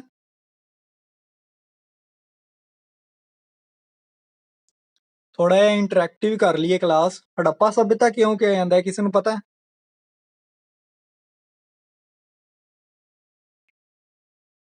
ਥੋੜਾ ਜਿਹਾ ਲਾਊਡ ਕਰੋ, ਬੋਲੋਗੇ? ਚਲੋ ਮੈਂ ਹੀ ਦੱਸ ਦਿੰਨਾ। ਹੜੱਪਾ ਸਭਿਅਤਾ ਇਸ ਨੂੰ ਇਸ ਲਈ ਕਿਹਾ ਜਾਂਦਾ ਹੈ ਕਿਉਂਕਿ ਸਭ ਤੋਂ ਪਹਿਲਾਂ ਜੋ ਸ਼ਹਿਰ ਖੋਜਿਆ ਗਿਆ ਸੀ ਉਹ ਹੜੱਪਾ ਸੀ 1921 ਦੇ ਵਿੱਚ। ਇਸ ਲਈ ਇਹਨੂੰ ਹੜੱਪਾ ਸਭਿਅਤਾ ਕਹਿ ਦਿੱਤਾ ਜਾਂਦਾ ਹੈ। ਹੁਣ ਆਪਾਂ ਗੱਲ ਕਰੀਏ ਸਿੰਧੂ ਘਾਟੀ ਜੋ ਸਭਿਅਤਾ ਹੈ ਉਹਦੀ ਸਥਿਤੀ ਕੀ ਹੈ ਭਾਰਤ ਦੇ ਵਿੱਚ। ਭਾਰਤੀ ਉਪਮਹਾ ਦੇ ਉੱਤਰੀ ਪੱਛਮੀ ਭਾਗ ਦੇ ਵਿੱਚ ਹੈ। ਉੱਤਰੀ ਪੱਛਮੀ ਭਾਗ ਮਤਲਬ ਇੱਧਰ ਜੰਮੂ ਕਸ਼ਮੀਰ ਔਰ ਇੱਧਰ ਪਾਕਿਸਤਾਨ ਔਰ ਪੰਜਾਬ ਵਾਲਾ ਏਰੀਆ ਆਪਣਾ ਆ ਜਾਂਦਾ ਹੈ। ਇੱਧਰ ਦੱਖਣ ਵਾਲਾ ਏਰੀਆ, ਇੱਥੇ ਕੋਈ ਸਭਿਅਤਾ ਦੇ ਜੋ ਹੈ ਹਜੇ ਤੱਕ ਖੋਜ ਨਹੀਂ ਹੋਈ ਹੈ। ਏਰੀਏ ਦੇ ਵਿੱਚ ਜੋ ਹੈ ਭਾਰਤੀ ਏਰੀਏ ਦੇ ਵਿੱਚ ਔਰ ਪਾਕਿਸਤਾਨ ਦੇ ਵਿੱਚ, ਕੁਝ ਅਫਗਾਨਿਸਤਾਨ ਦੇ ਵਿੱਚ ਵੀ ਮਿਲੇ ਆ ਸ਼ਹਿਰ। ਉਧਰ ਜੋ ਹੈ ਹੜੱਪਾ ਸਭਿਅਤਾ ਦੀ ਖੋਜ ਹੋਈ ਹੈ। ਇਸ ਵਿੱਚ ਕੀ ਹੈ, ਸਿੰਧੂ ਨਦੀ ਤੋਂ ਲੈ ਕੇ ਪ੍ਰਾਚੀਨ ਸਰਸਵਤੀ ਨਦੀ ਜਿਹਨੂੰ ਘੱਗਰ ਨਦੀ ਵੀ ਕਿਹਾ ਜਾਂਦਾ ਹੈ, ਉੱਥੋਂ ਤੱਕ ਇਹਦੇ ਏਰੀਏ ਜੋ ਹੈ, ਜੋ ਖੇਤਰ ਜੋ ਜਿਹਨੂੰ ਆਪਾਂ ਕਹਿ ਲਈਏ ਸ਼ਹਿਰਾਂ ਦਾ ਵਿਕਾਸ ਹੋਇਆ ਜੋ ਹੈ ਉੱਥੇ ਤੱਕ ਹੋਇਆ ਸੀ। ਉਹਦੇ ਵਿੱਚ ਕੀ ਕੀ ਆ ਜਾਂਦਾ? ਪਾਕਿਸਤਾਨ ਆ ਜਾਂਦਾ, ਪੰਜਾਬ, ਹਰਿਆਣਾ, ਰਾਜਸਥਾਨ, ਗੁਜਰਾਤ, ਪੱਛਮੀ ਉੱਤਰ ਪ੍ਰਦੇਸ਼ ਦੇ ਕੁਝ ਹਿੱਸੇ ਅਤੇ ਦੱਖਣੀ ਅਫਗਾਨਿਸਤਾਨ ਦਾ ਏਰੀਆ ਜੋ ਹੈ ਸ਼ਾਮਿਲ ਹੈ। ਖੇਤਰਫਲ ਦੀ ਗੱਲ ਕਰੀਏ ਤਾਂ ਇਹ ਸਾਰੀਆਂ ਜੋ ਪ੍ਰਾਚੀਨ ਸਭਿਅਤਾਵਾਂ ਸੀ ਉਹਨਾਂ ਨਾਲੋਂ ਵਿਸ਼ਾਲ ਸੀ। ਇੱਕ ਕੁਐਸਚਨ ਐਨਟੀਟੀ ਦੇ ਵਿੱਚ ਕਾਫੀ ਉਮੀਦ ਹੈ ਪੁੱਛਣ ਦੀ ਕਿ ਸਿੰਧੂ ਘਾਟੀ ਸਭਿਅਤਾ ਜੋ ਹੈ ਮਿਸਰ ਨਾਲੋਂ ਕਿੰਨੀ ਗੁਣਾ ਵੱਡੀ ਸੀ। ਉਹਦਾ ਆਨਸਰ ਹੈ 20 ਗੁਣਾ ਵੱਡੀ ਸੀ। ਸਿੰਧੂ ਘਾਟੀ ਸਭਿਅਤਾ ਨੂੰ ਹੋਰ ਕੀ ਨਾਂ ਕਿਹਾ ਜਾਂਦਾ? ਨਾਂ ਕੀ ਆ ਹੋਰ ਹੁੰਦੇ? ਸਿੰਧੂ ਘਾਟੀ ਸਭਿਅਤਾ, ਸਿੰਧ ਸਰਸਵਤੀ ਸਭਿਅਤਾ ਅਤੇ ਹੜੱਪਾ ਸਭਿਅਤਾ। 1900 ਈਸਵੀ ਦੇ ਵਿੱਚ ਕੀ ਹੋਇਆ ਕਿ ਸਰਸਵਤੀ ਨਦੀ ਦੇ ਸੁੱਕ ਜਾਣ ਕਰਕੇ ਇਸ ਦਾ ਪਤਨ ਸ਼ੁਰੂ ਹੋ ਗਿਆ। ਹੁਣ ਇਸ ਦਾ ਪਤਨ ਕਿਉਂ ਹੋਇਆ, ਕੁਝ ਇਹਦੇ ਫੈਕਟ ਜਾਂ ਇਹਦੇ ਬਾਰੇ ਕਾਫੀ ਸਾਰੇ ਵਿਦਵਾਨਾਂ ਦੇ ਵਿੱਚ ਮਤਭੇਦ ਆ। ਕੋਈ ਕਹਿੰਦਾ ਕਿ ਨਦੀਆਂ ਸੁੱਕ ਗਈਆਂ ਸੀ, ਕੋਈ ਕਹਿੰਦਾ ਮੋਹਨਜੋਦੜੋ ਦੇ ਵਿੱਚ ਹੜ੍ਹ ਆ ਗਏ ਸੀ। ਪਰ ਜੇ ਹੜ੍ਹ ਆਏ ਆ ਤਾਂ ਉਹ ਕੁਝ ਇੱਕ ਜਾਂ ਦੋ ਸ਼ਹਿਰਾਂ ਦੇ ਵਿੱਚ ਹੀ ਆਏ ਹੋਣਗੇ। ਸਾਰੀ ਸਭਿਅਤਾ ਨੂੰ ਨਸ਼ਟ ਕਰਨ ਵਾਲਾ ਹੜ੍ਹ ਨਹੀਂ ਹੋ ਸਕਦਾ। ਸੋ ਇਸ ਲਈ ਸਿੰਧੂ ਘਾਟੀ ਸਭਿਅਤਾ ਦੇ ਪਤਨ ਬਾਰੇ ਹਜੇ ਕੋਈ ਪਿਓਰ ਜੋ ਹੈ ਥਿਊਰੀ ਹਜੇ ਨਹੀਂ ਆਈ ਹੈ। ਸੋ ਜੋ ਬੁੱਕ ਦੇ ਵਿੱਚ ਲਿਖਿਆ ਉਹਦੇ ਵਿੱਚ ਇਹ ਲਿਖਿਆ ਹੈ ਕਿ ਸਰਸਵਤੀ ਨਦੀ ਜੋ ਹੈ 1900 ਈਸਵੀ ਦੇ ਵਿੱਚ ਸੁੱਕ ਗਈ ਸੀ ਤੇ ਇੱਥੋਂ ਦੇ ਲੋਕ ਕੀ ਕੀਤੇ ਕਿ ਉੱਤਰੀ ਭਾਰਤ ਵਿੱਚ ਗੰਗਾ ਦੇ ਨਦੀ ਮੈਦਾਨਾਂ ਦੇ ਵਿੱਚ ਆ ਕੇ ਵਸਣੇ ਸ਼ੁਰੂ ਹੋ ਗਏ। ਜਿਵੇਂ ਕਿ ਮੈਂ ਪਹਿਲਾਂ ਹੀ ਤੁਹਾਨੂੰ ਦੱਸ ਚੁੱਕਿਆ ਕਿ ਹੜੱਪਾ ਦੀ ਖੋਜ ਜੋ ਹੈ 1921-22 ਦੇ ਵਿੱਚ ਹੋਈ ਸੀ। ਠੀਕ ਹੈ। ਸਿੰਧੂ ਘਾਟੀ ਦੇ ਮਹੱਤਵਪੂਰਨ ਨਗਰ ਜੋ ਹੈ ਮੋਹਨਜੋਦੜੋ ਨੇ, ਹੜੱਪਾ, ਲੋਥਲ, ਕਾਲੀਬੰਗਨ ਆਦਿ ਦੀ ਖੁਦਾਈ ਹੋਈ। ਠੀਕ ਹੈ। ਪੰਜਾਬ ਦੇ ਵਿੱਚ ਹੜੱਪਾ ਸਭਿਅਤਾ ਦੇ ਜੋ ਕੇਂਦਰ ਆ ਉਹਨਾਂ ਬਾਰੇ ਡਿਸਕਸ ਕਰਨਾ ਜ਼ਰੂਰੀ ਹੈ ਕਿਉਂਕਿ ਪੰਜਾਬ ਐਗਜ਼ਾਮ ਲੈ ਰਿਹਾ। ਸਭ ਤੋਂ ਪਹਿਲਾ ਖੇਤਰ ਹੈ ਸੰਗੋਲ। ਸੰਗੋਲ ਦੀ ਸਥਿਤੀ ਕੀ ਹੈ? ਲੁਧਿਆਣਾ ਜ਼ਿਲ੍ਹੇ ਦੇ ਵਿੱਚ ਹੈ। ਇਸ ਦੀ ਖੁਦਾਈ ਕਿਹਨੇ ਕੀਤੀ? 1968 ਦੇ ਵਿੱਚ MS ਤਲਵਾੜ ਤੇ RS ਬਿਸਤ ਨੇ ਇਸ ਦੀ ਖੁਦਾਈ ਕੀਤੀ। ਇਸ ਦੇ ਵਿੱਚੋਂ ਕੀ ਮਿਲਿਆ ਇਹ ਆਪਣੇ ਲਈ ਜਾਣਨਾ ਜ਼ਰੂਰੀ ਨਹੀਂ ਹੈ ਕਿਉਂਕਿ ਜਿੰਨੇ ਵੀ ਹੜੱਪਾ ਸਭਿਅਤਾ ਦੇ ਕੇਂਦਰ ਸੀ ਉਹਨਾਂ ਵਿੱਚੋਂ ਲਗਭਗ ਸਾਰਿਆਂ ਦੇ ਵਿੱਚੋਂ ਬਰਤਨ, ਮੂਰਤੀਆਂ ਜਾਂ ਨਾਲ ਮਿਲਦੀਆਂ, ਇੱਕ ਦੂਜੇ ਦੇ ਨਾਲ ਮਿਲਦੀਆਂ ਚੀਜ਼ਾਂ ਮਿਲੀਆਂ। ਜੋ ਮੇਨ ਚੀਜ਼ ਹੋਏਗੀ ਮੋਹਨਜੋਦੜੋ ਦੇ ਵਿੱਚ ਇੱਕ ਤਾਂ ਇਸ਼ਨਾਨ ਘਰ ਮਿਲਿਆ। ਠੀਕ ਹੈ। ਉੱਥੇ ਭੰਡਾਰ ਘਰ ਸੀ ਜਿੱਥੇ ਅਨਾਜ ਨੂੰ ਸਟੋਰ ਕੀਤਾ ਜਾਂਦਾ ਸੀ। ਹੜੱਪਾ ਦੇ ਵਿੱਚ ਵੀ ਗੋਦਾਮ ਸੀ। ਲੋਥਲ ਦੇ ਵਿੱਚ ਵੀ ਗੋਦਾਮ ਸੀ। ਲੋਥਲ ਜੋ ਹੈ ਉਹਦੀ ਸਥਿਤੀ ਜੋ ਸੀ ਇੱਕ ਬੰਦਰਗਾਹ ਸੀ। ਬੰਦਰਗਾਹ ਦੇ ਉੱਤੇ ਸਥਿਤ ਸ਼ਹਿਰ ਸੀ ਜਿੱਥੇ ਜੋ ਹੈ ਸਮੁੰਦਰੀ ਜਹਾਜ਼ਾਂ ਨਾਲ ਆਵਾਜਾਈ ਜੋ ਹੁੰਦੀ ਸੀ। ਦੂਸਰਾ ਜੋ ਹੈ ਸ਼ਹਿਰ ਜੋ ਰੋਹਿੜਾ ਹੈ, ਇਸ ਦੀ ਸਥਿਤੀ ਸੰਗਰੂਰ ਜ਼ਿਲ੍ਹੇ ਦੇ ਵਿੱਚ ਹੈ। ਇਸ ਦੀ ਖੁਦਾਈ ਕਦੋਂ ਹੋਈ? 76 ਤੇ 77 ਦੇ ਵਿੱਚ। ਇੱਥੇ ਵੀ ਉਹੀ ਸੰਗੋਲ ਦੀ ਤਰ੍ਹਾਂ ਬਰਤਨਾਂ, ਇੱਟਾਂ, ਮਿੱਟੀ ਦੇ ਖਿਡੌਣੇ ਮਿਲੇ। ਤੀਸਰਾ ਸ਼ਹਿਰ ਹੈ ਸੁਨੇਤ। ਇਹ ਵੀ ਲੁਧਿਆਣਾ ਜ਼ਿਲ੍ਹੇ ਦੇ ਵਿੱਚ ਹੈ। ਇਸ ਦੀ ਖੁਦਾਈ ਜੋ ਹੈ 83-84 ਦੇ ਵਿੱਚ ਹੋਈ।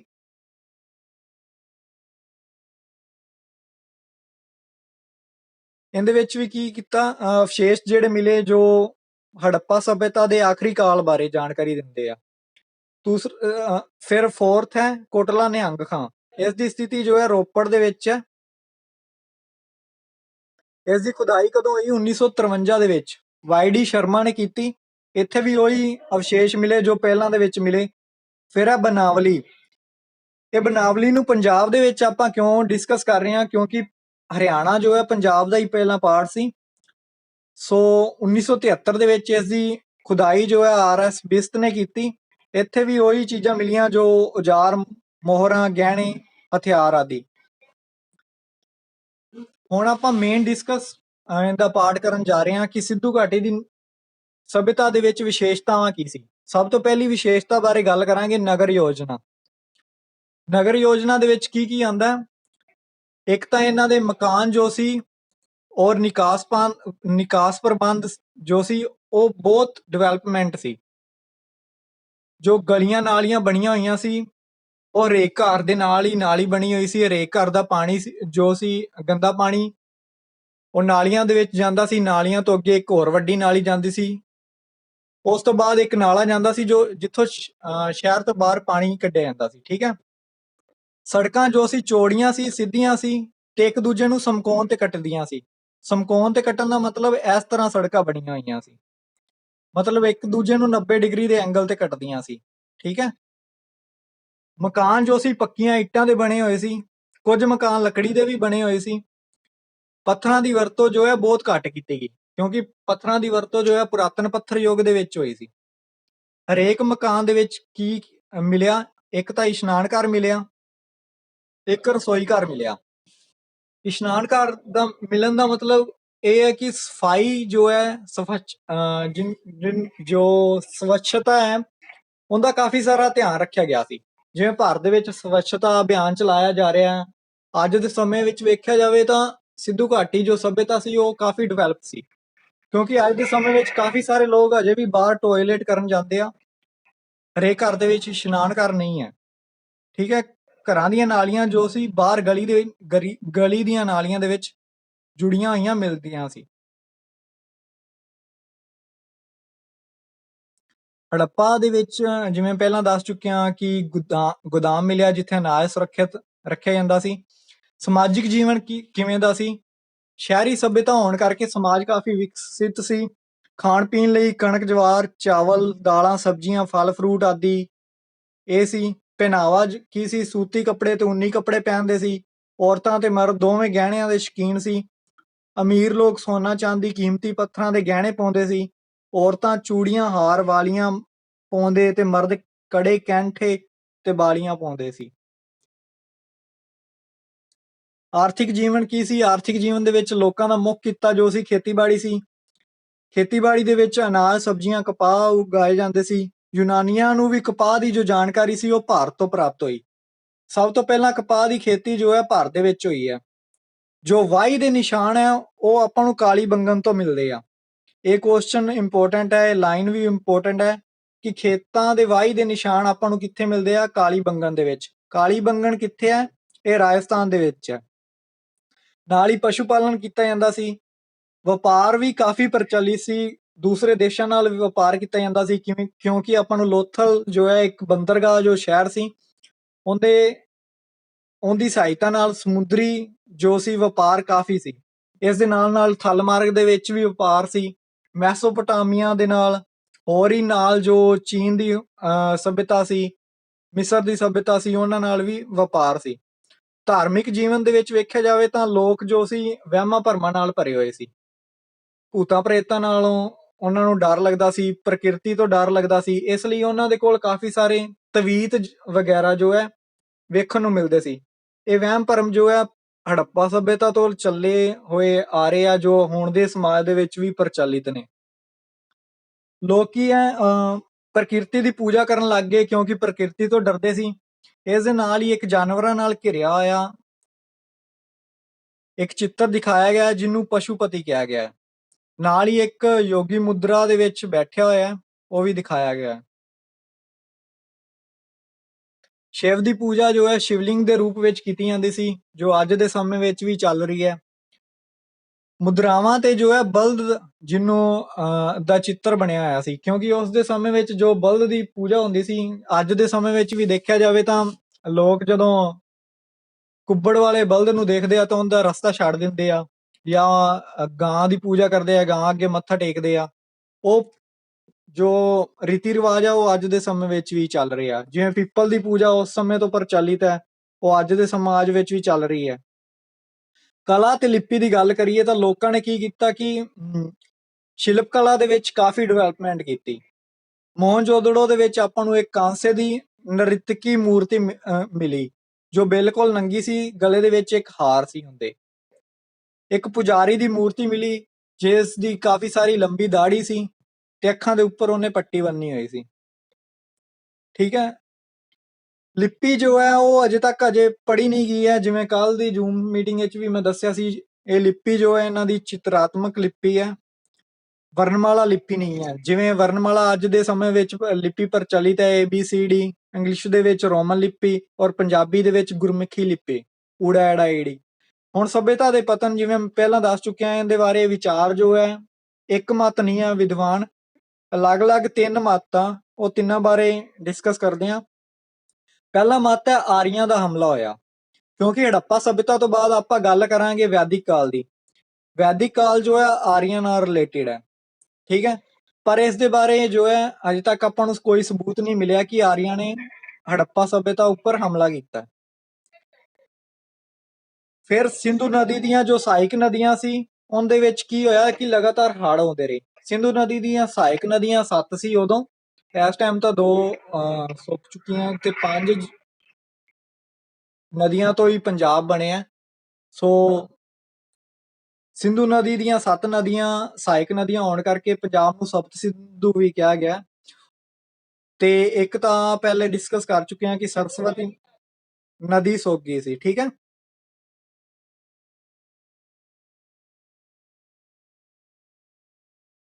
ਹੜੱਪਾ ਸਭਿਅਤਾ ਬਾਰੇ ਇੰਨਾ ਹੀ ਸੀ।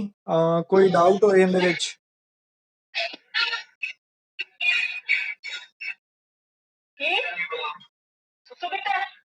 ਕੋਈ ਡਾਊਟ ਹੈ? ਰਾਏ ਰਾਣੀ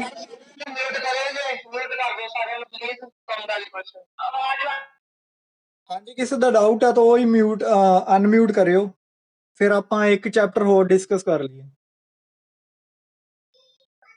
ਸਰ ਇੱਕ ਕੁਐਸਚਨ ਪੁੱਛਣਾ ਜੀ। ਹਾਂਜੀ। ਸਰ ਜਿਹੜੀ ਸਿੰਧੂ ਘਾਟੀ ਸਭਿਅਤਾ ਦੇ ਪੁੱਛਦੇ ਆ ਵੀ ਸਭ ਤੋਂ ਵੱਡੇ ਮਾਰਗ ਵਿੱਚ ਅਨਕਰ ਵੀ ਬੋਲਿਆ ਹੈਗਾ। ਹਾਂਜੀ। ਬਹੁਤ ਜਗ੍ਹਾ ਅਨਕਰ ਵੀ ਬੋਲਿਆ ਜਾਂਦਾ, ਅਨਕਰ ਅਗਲੇ ਨੇ। ਹਾਂਜੀ। ਇਹਨਾਂ ਬਾਰੇ ਥੋੜਾ ਦੱਸੋ ਕੀ ਹੈ ਜੇ ਰਾਈਟ ਆਪਸ਼ਨ ਹੋਵੇ ਨੇ।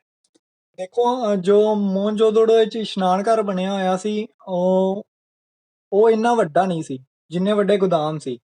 ਇਸ਼ਨਾਨ ਘਰ ਦੀ ਵਰਤੋਂ ਮੇਨਲੀ ਉਦੋਂ ਕੀਤੀ ਜਾਂਦੀ ਸੀ ਜਦੋਂ ਕੋਈ ਪਵਿੱਤਰ ਤਿਉਹਾਰ ਹੁੰਦਾ ਸੀ। ਜਿਵੇਂ ਆਪਾਂ ਇਸ਼ਨਾਨ ਘਰ, ਜਿਵੇਂ ਆਪਾਂ ਇਹਨੂੰ ਲੈ ਸਕਦੇ ਹਾਂ ਕਿ ਜਿਵੇਂ ਗੁਰਦੁਆਰਿਆਂ ਦੇ ਵਿੱਚ ਸਰੋਵਰ ਬਣੇ ਹੋਏ ਆ ਅੱਜ ਕੱਲ, ਉਸੇ ਤਰ੍ਹਾਂ ਇਸ਼ਨਾਨ ਘਰ ਨੂੰ ਪਵਿੱਤਰ ਸਥਲ ਮੰਨਿਆ ਗਿਆ ਸੀ ਉਦੋਂ। ਅਨਾਜ ਘਰਾਂ ਦੇ ਵਿੱਚ ਤਾਂ ਅਨਾਜ ਹਰੇਕ ਸਮੇਂ ਜ਼ਰੂਰੀ ਸੀ, ਕਿਉਂਕਿ ਆਫਤਾਂ, ਜਿਵੇਂ ਸਭਿਅਤਾ ਦੇ ਪਤਨ ਬਾਰੇ ਗੱਲ ਹੋ ਰਹੀ ਹੈ। ਕੁਐਸਚਨ ਆਵੇ ਕਿ ਸਭ ਤੋਂ ਵੱਡੀ ਮਾਰਕ ਕਿਹੜੀ ਹੈ ਸਭਿਅਤਾ ਦੀ? ਹਾਂਜੀ। ਆਪਾਂ ਰਾਈਟ ਆਪਸ਼ਨ ਕੀ ਲਾਓਗੇ? ਗੋਦਾਮ। ਵੈਸੇ ਇਹ ਪੁੱਛਿਆ ਨਹੀਂ ਜਾਏਗਾ, ਵੈਸੇ ਇਹ ਕੁਐਸਚਨ ਪੁੱਛਿਆ ਨਹੀਂ ਜਾਏਗਾ ਕਿਉਂਕਿ ਕਾਫੀ ਸਾਰੇ ਬੁੱਕਸ ਵਿੱਚ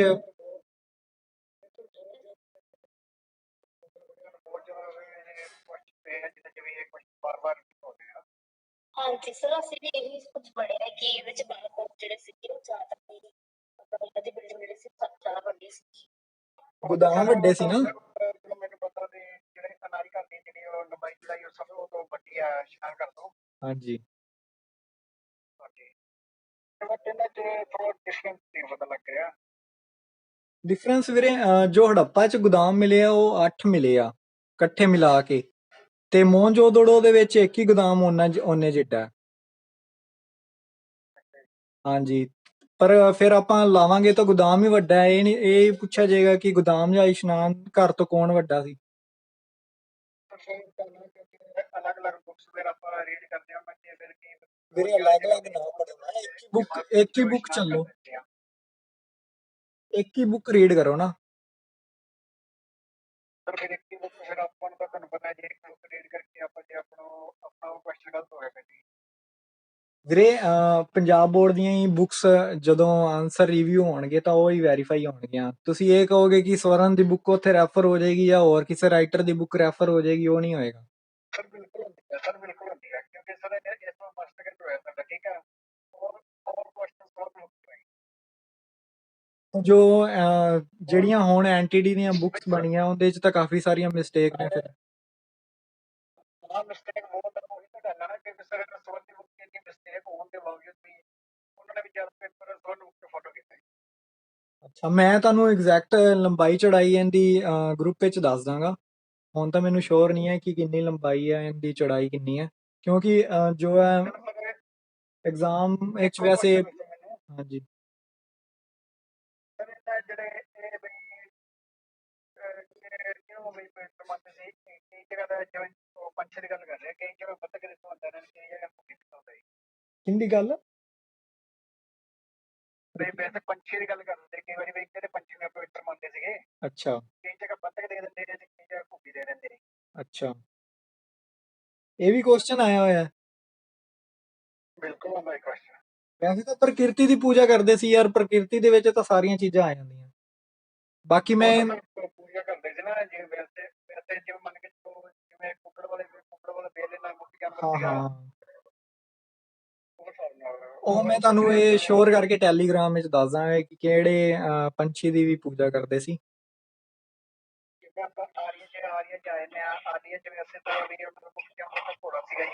ਤੁਸੀਂ ਐਸਐਸਟੀ ਵਾਲੇ ਟੀਚਰ ਹੋ? ਤੁਸੀਂ ਐਸਐਸਟੀ ਵਿੱਚ ਬੀਐਡ ਕੀਤੀ ਹੋਈ? ਅੱਛਾ, ਤਾਂ ਹੀ ਇਹਨਾਂ ਡੀਪਲੀ ਪੁੱਛਦੇ ਆ, ਕਿਉਂਕਿ ਵੀਰੇ ਐਨਟੀਟੀ ਔਰ ਈਟੀਟੀ ਜਾਂ ਕੋਈ ਹੋਰ ਐਗਜ਼ਾਮ ਦੇ ਵਿੱਚ ਇੰਨਾ ਡੀਪਲੀ ਨਹੀਂ ਪੁੱਛਿਆ ਜਾਂਦਾ। ਐਸਐਸਟੀ ਕੀਤੀ ਹੈ ਤਾਂ ਤੁਹਾਨੂੰ ਡੀਪਲੀ ਥੋੜਾ ਜਿਹਾ ਪੜ੍ਹਨਾ ਪਏਗਾ।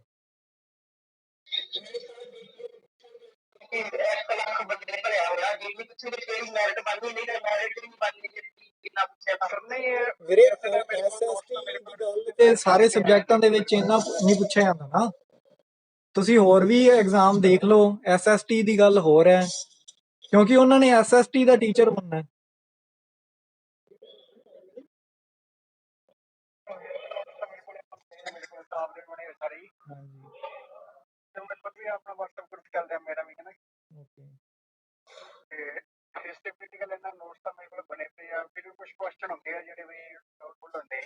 ਹਾਂ ਹਾਂ, ਕੋਈ ਨਹੀਂ, ਤੁਸੀਂ ਟੈਲੀਗ੍ਰਾਮ ਤੋਂ ਜੁਆਇਨ ਕੀਤਾ ਜਾਂ WhatsApp ਤੋਂ?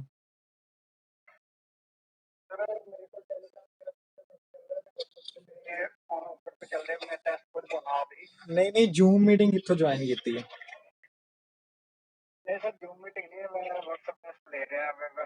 ਵੀਰੇ ਅੱਜ ਦੀ ਜੋ ਮੀਟਿੰਗ ਹੈ ਉਹ ਕਿਵੇਂ ਜੁਆਇਨ ਕੀਤੀ ਹੈ ਤੁਸੀਂ?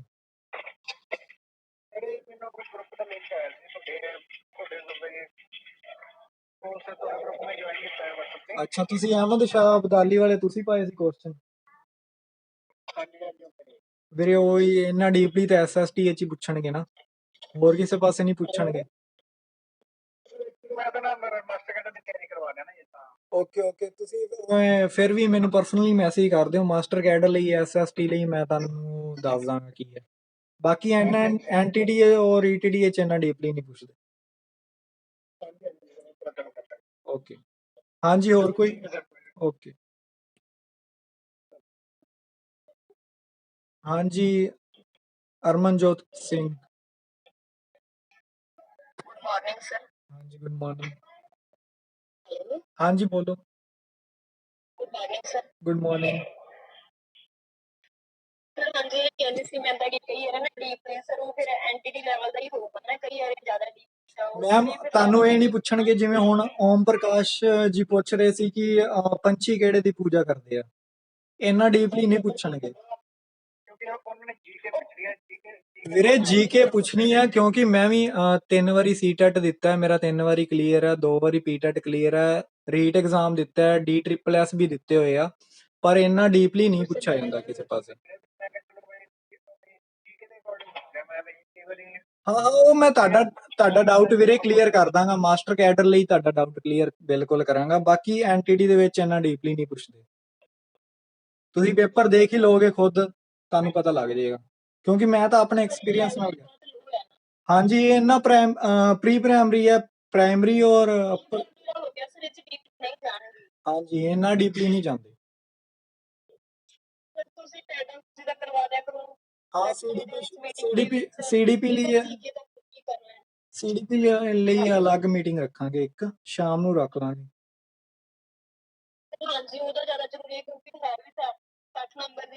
ਹਾਂਜੀ ਕੋਈ ਨਹੀਂ। ਓਕੇ ਓਕੇ, ਹੋਰ ਕੋਈ?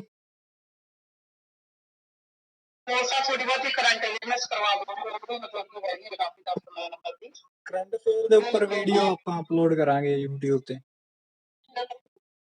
ਹਾਂਜੀ ਕਰਮਜੀਤ। ਹਾਂਜੀ ਕਰਮਜੀਤ। ਸਤਿ ਸ਼੍ਰੀ ਅਕਾਲ ਜੀ। ਹਾਂਜੀ ਬੋਲੋ। ਹਾਂਜੀ ਬੋਲੋ।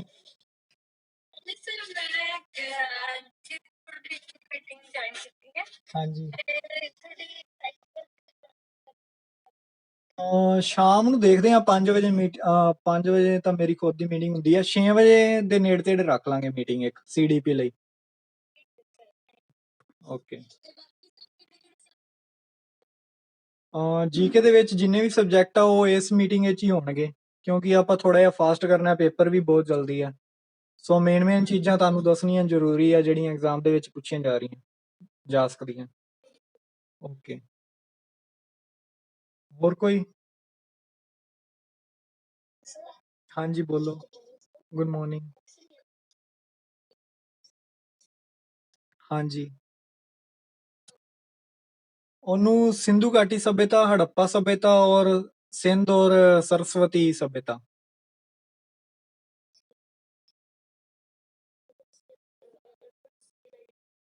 ਹਾਂਜੀ, ਇਹਨੂੰ ਅਰਬਨ ਸਿਵਲਾਈਜੇਸ਼ਨ ਹੀ ਕਹਿੰਦੇ ਆ। ਫਸਟ ਅਰਬਨ ਸਿਵਲਾਈਜੇਸ਼ਨ ਇਹੀ ਆ। ਹਾਂਜੀ, ਸੈਕਿੰਡ ਤਾਂ 1400 ਸਾਲ ਬਾਅਦ ਆਈ ਸੀ ਮੱਧ ਗੰਗਾ ਦੇ ਇਲਾਕੇ ਦੇ ਵਿੱਚ, ਜਦੋਂ ਜਨਪਦ ਵਗੈਰਾ ਸ਼ੁਰੂ ਹੋਏ ਸੀ, ਮਹਾਜਨਪਦ, ਉਦੋਂ ਦੂਸਰੀ ਸ਼ਹਿਰੀ ਸਭਿਅਤਾ ਹੋਈ ਸੀ। ਓਕੇ, ਹੋਰ ਕੋਈ? ਹੋਰ ਕਿਸੇ ਦਾ ਡਾਊਟ? ਇੱਕ ਹੋਰ ਚੈਪਟਰ ਕਰਨਾ ਹੈ ਜਾਂ ਬਸ?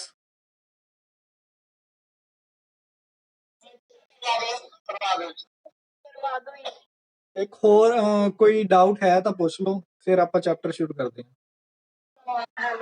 ਹਾਂਜੀ ਹਾਂਜੀ ਬੋਲੋ।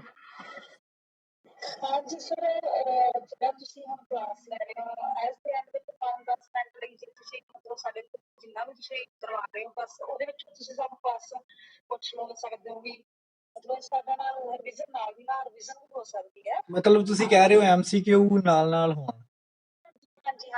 ਓਕੇ, ਕਰਾਂਗੇ ਕੱਲ ਤੋਂ ਟਰਾਈ।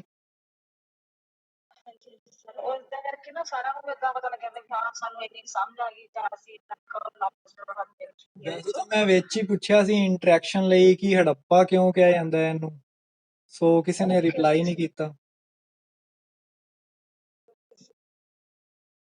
ਥੋੜਾ ਜਿਹਾ ਅਗਰ ਇੰਟਰੈਕਟ ਕਰੋਗੇ ਤਾਂ ਉਹ ਵੀ ਬੈਨੀਫੀਸ਼ੀਅਲ ਹੋਏਗਾ ਸਭ ਲਈ। ਓਕੇ, ਹਾਂਜੀ ਕੋਈ ਹੋਰ? ਫਿਰ ਆਪਾਂ ਇੱਕ ਚੈਪਟਰ ਹੋਰ ਕਰਦੇ ਹਾਂ ਸ਼ੁਰੂ। ਹਾਂਜੀ ਕਾਜਲ। ਕਾਜਲ ਕੋਈ ਕੁਐਸਚਨ ਹੈ ਜਾਂ ਕਰੀਏ ਸ਼ੁਰੂ? ਓਕੇ, ਇੱਕ ਵਾਰੀ ਮਿਊਟ ਰੱਖ ਲਿਓ ਸਾਰੇ ਮਾਈਕ, ਕੋਈ ਅਨਮਿਊਟ ਨਾ ਕਰਿਓ।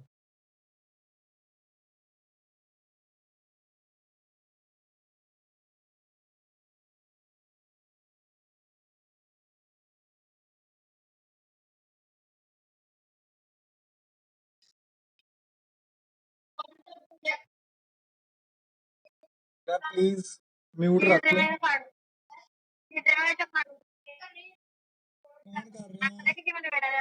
ਮਿਊਟ ਕੌਣ ਕਰ ਰਿਹਾ ਯਾਰ? ਮਿਊਟ ਰੱਖ ਲਓ।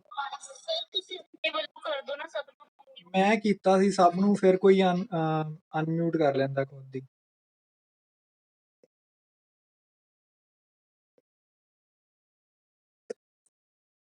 ਸਕਰੀਨ ਤੇ ਸ਼ੋ ਹੋ ਰਿਹਾ ਨਾ ਮੇਰੇ ਨੋਟਸ? ਓਕੇ,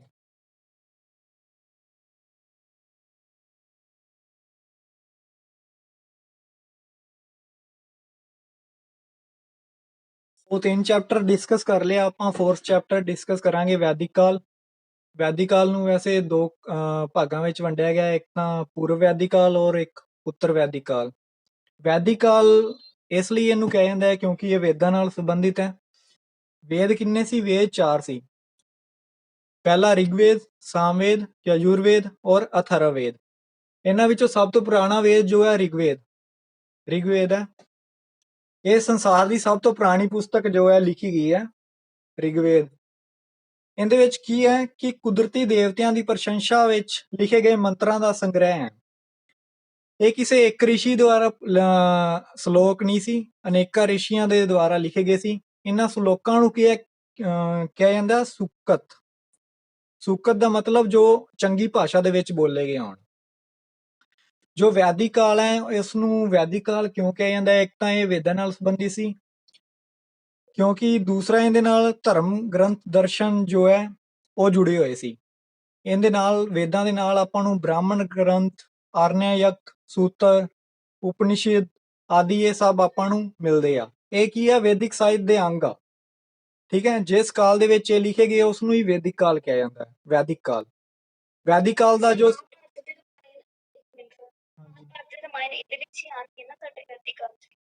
ਮਹਾਭਾਰਤ ਤੇ ਰਾਮਾਇਣ ਜੋ ਲਿਖੇ ਗਏ ਆ ਉਹ ਕਾਫੀ ਲੇਟ ਲਿਖੇ ਗਏ ਆ, ਪਰ ਮਹਾਕਾਵ ਜੋ ਆ ਉਹ ਇਸ ਸਮੇਂ ਦੇ ਹੀ ਆ। ਵੀਰੇ ਵੈਦਿਕ ਕਾਲ ਨੂੰ ਵੰਡਿਆ ਗਿਆ ਨਾ ਦੋ ਕਾਲਾਂ ਦੇ ਵਿੱਚ। ਮੈਂ ਮੇਨ ਵੈਦਿਕ ਕਾਲ ਦੀ ਗੱਲ ਕਰ ਰਿਹਾ, ਹਜੇ ਉੱਤਰ ਵੈਦਿਕ ਕਾਲ ਦੀ ਗੱਲ ਨਹੀਂ ਕਰ ਰਿਹਾ। ਸੋ ਪਾਰਟ ਹੈ ਉੱਤਰ ਵੈਦਿਕ ਕਾਲ ਇੱਕ ਹੁੰਦਾ। ਵੈਦਿਕ ਕਾਲ ਦਾ ਜੋ ਸਮਾਂ ਹੈ ਉਹਦੇ ਉੱਪਰ ਵੀ ਕੁਐਸਚਨ ਆ ਜਾਂਦਾ। ਉਹ ਕਦੋਂ ਦਾ ਹੈ? 1500 ਈਸਵੀ ਪੂਰਵ ਤੋਂ ਲੈ ਕੇ 500 ਈਸਵੀ ਪੂਰਵ ਤੱਕ। ਈਸਵੀ ਪੂਰਵ ਬਾਰੇ ਗੱਲ ਆਪਾਂ ਕਰ ਚੁੱਕੇ ਹਾਂ। ਵੈਦਿਕ ਕਾਲ ਦੀ ਵੰਡ ਜਿਵੇਂ ਮੈਂ ਪਹਿਲਾਂ ਦੱਸ ਚੁੱਕਿਆ ਕਿ ਦੋ ਕਾਲਾਂ ਦੇ ਵਿੱਚ ਹੋਈ ਹੈ। ਇੱਕ ਆਰੰਭਿਕ ਵੈਦਿਕ ਕਾਲ ਜਿਹਨੂੰ ਰਿਗ ਵੈਦਿਕ ਕਾਲ ਕਹਿ ਦਿੱਤਾ ਜਾਂਦਾ ਹੈ, ਔਰ ਦੂਸਰਾ ਹੈ ਉੱਤਰ ਵੈਦਿਕ ਕਾਲ।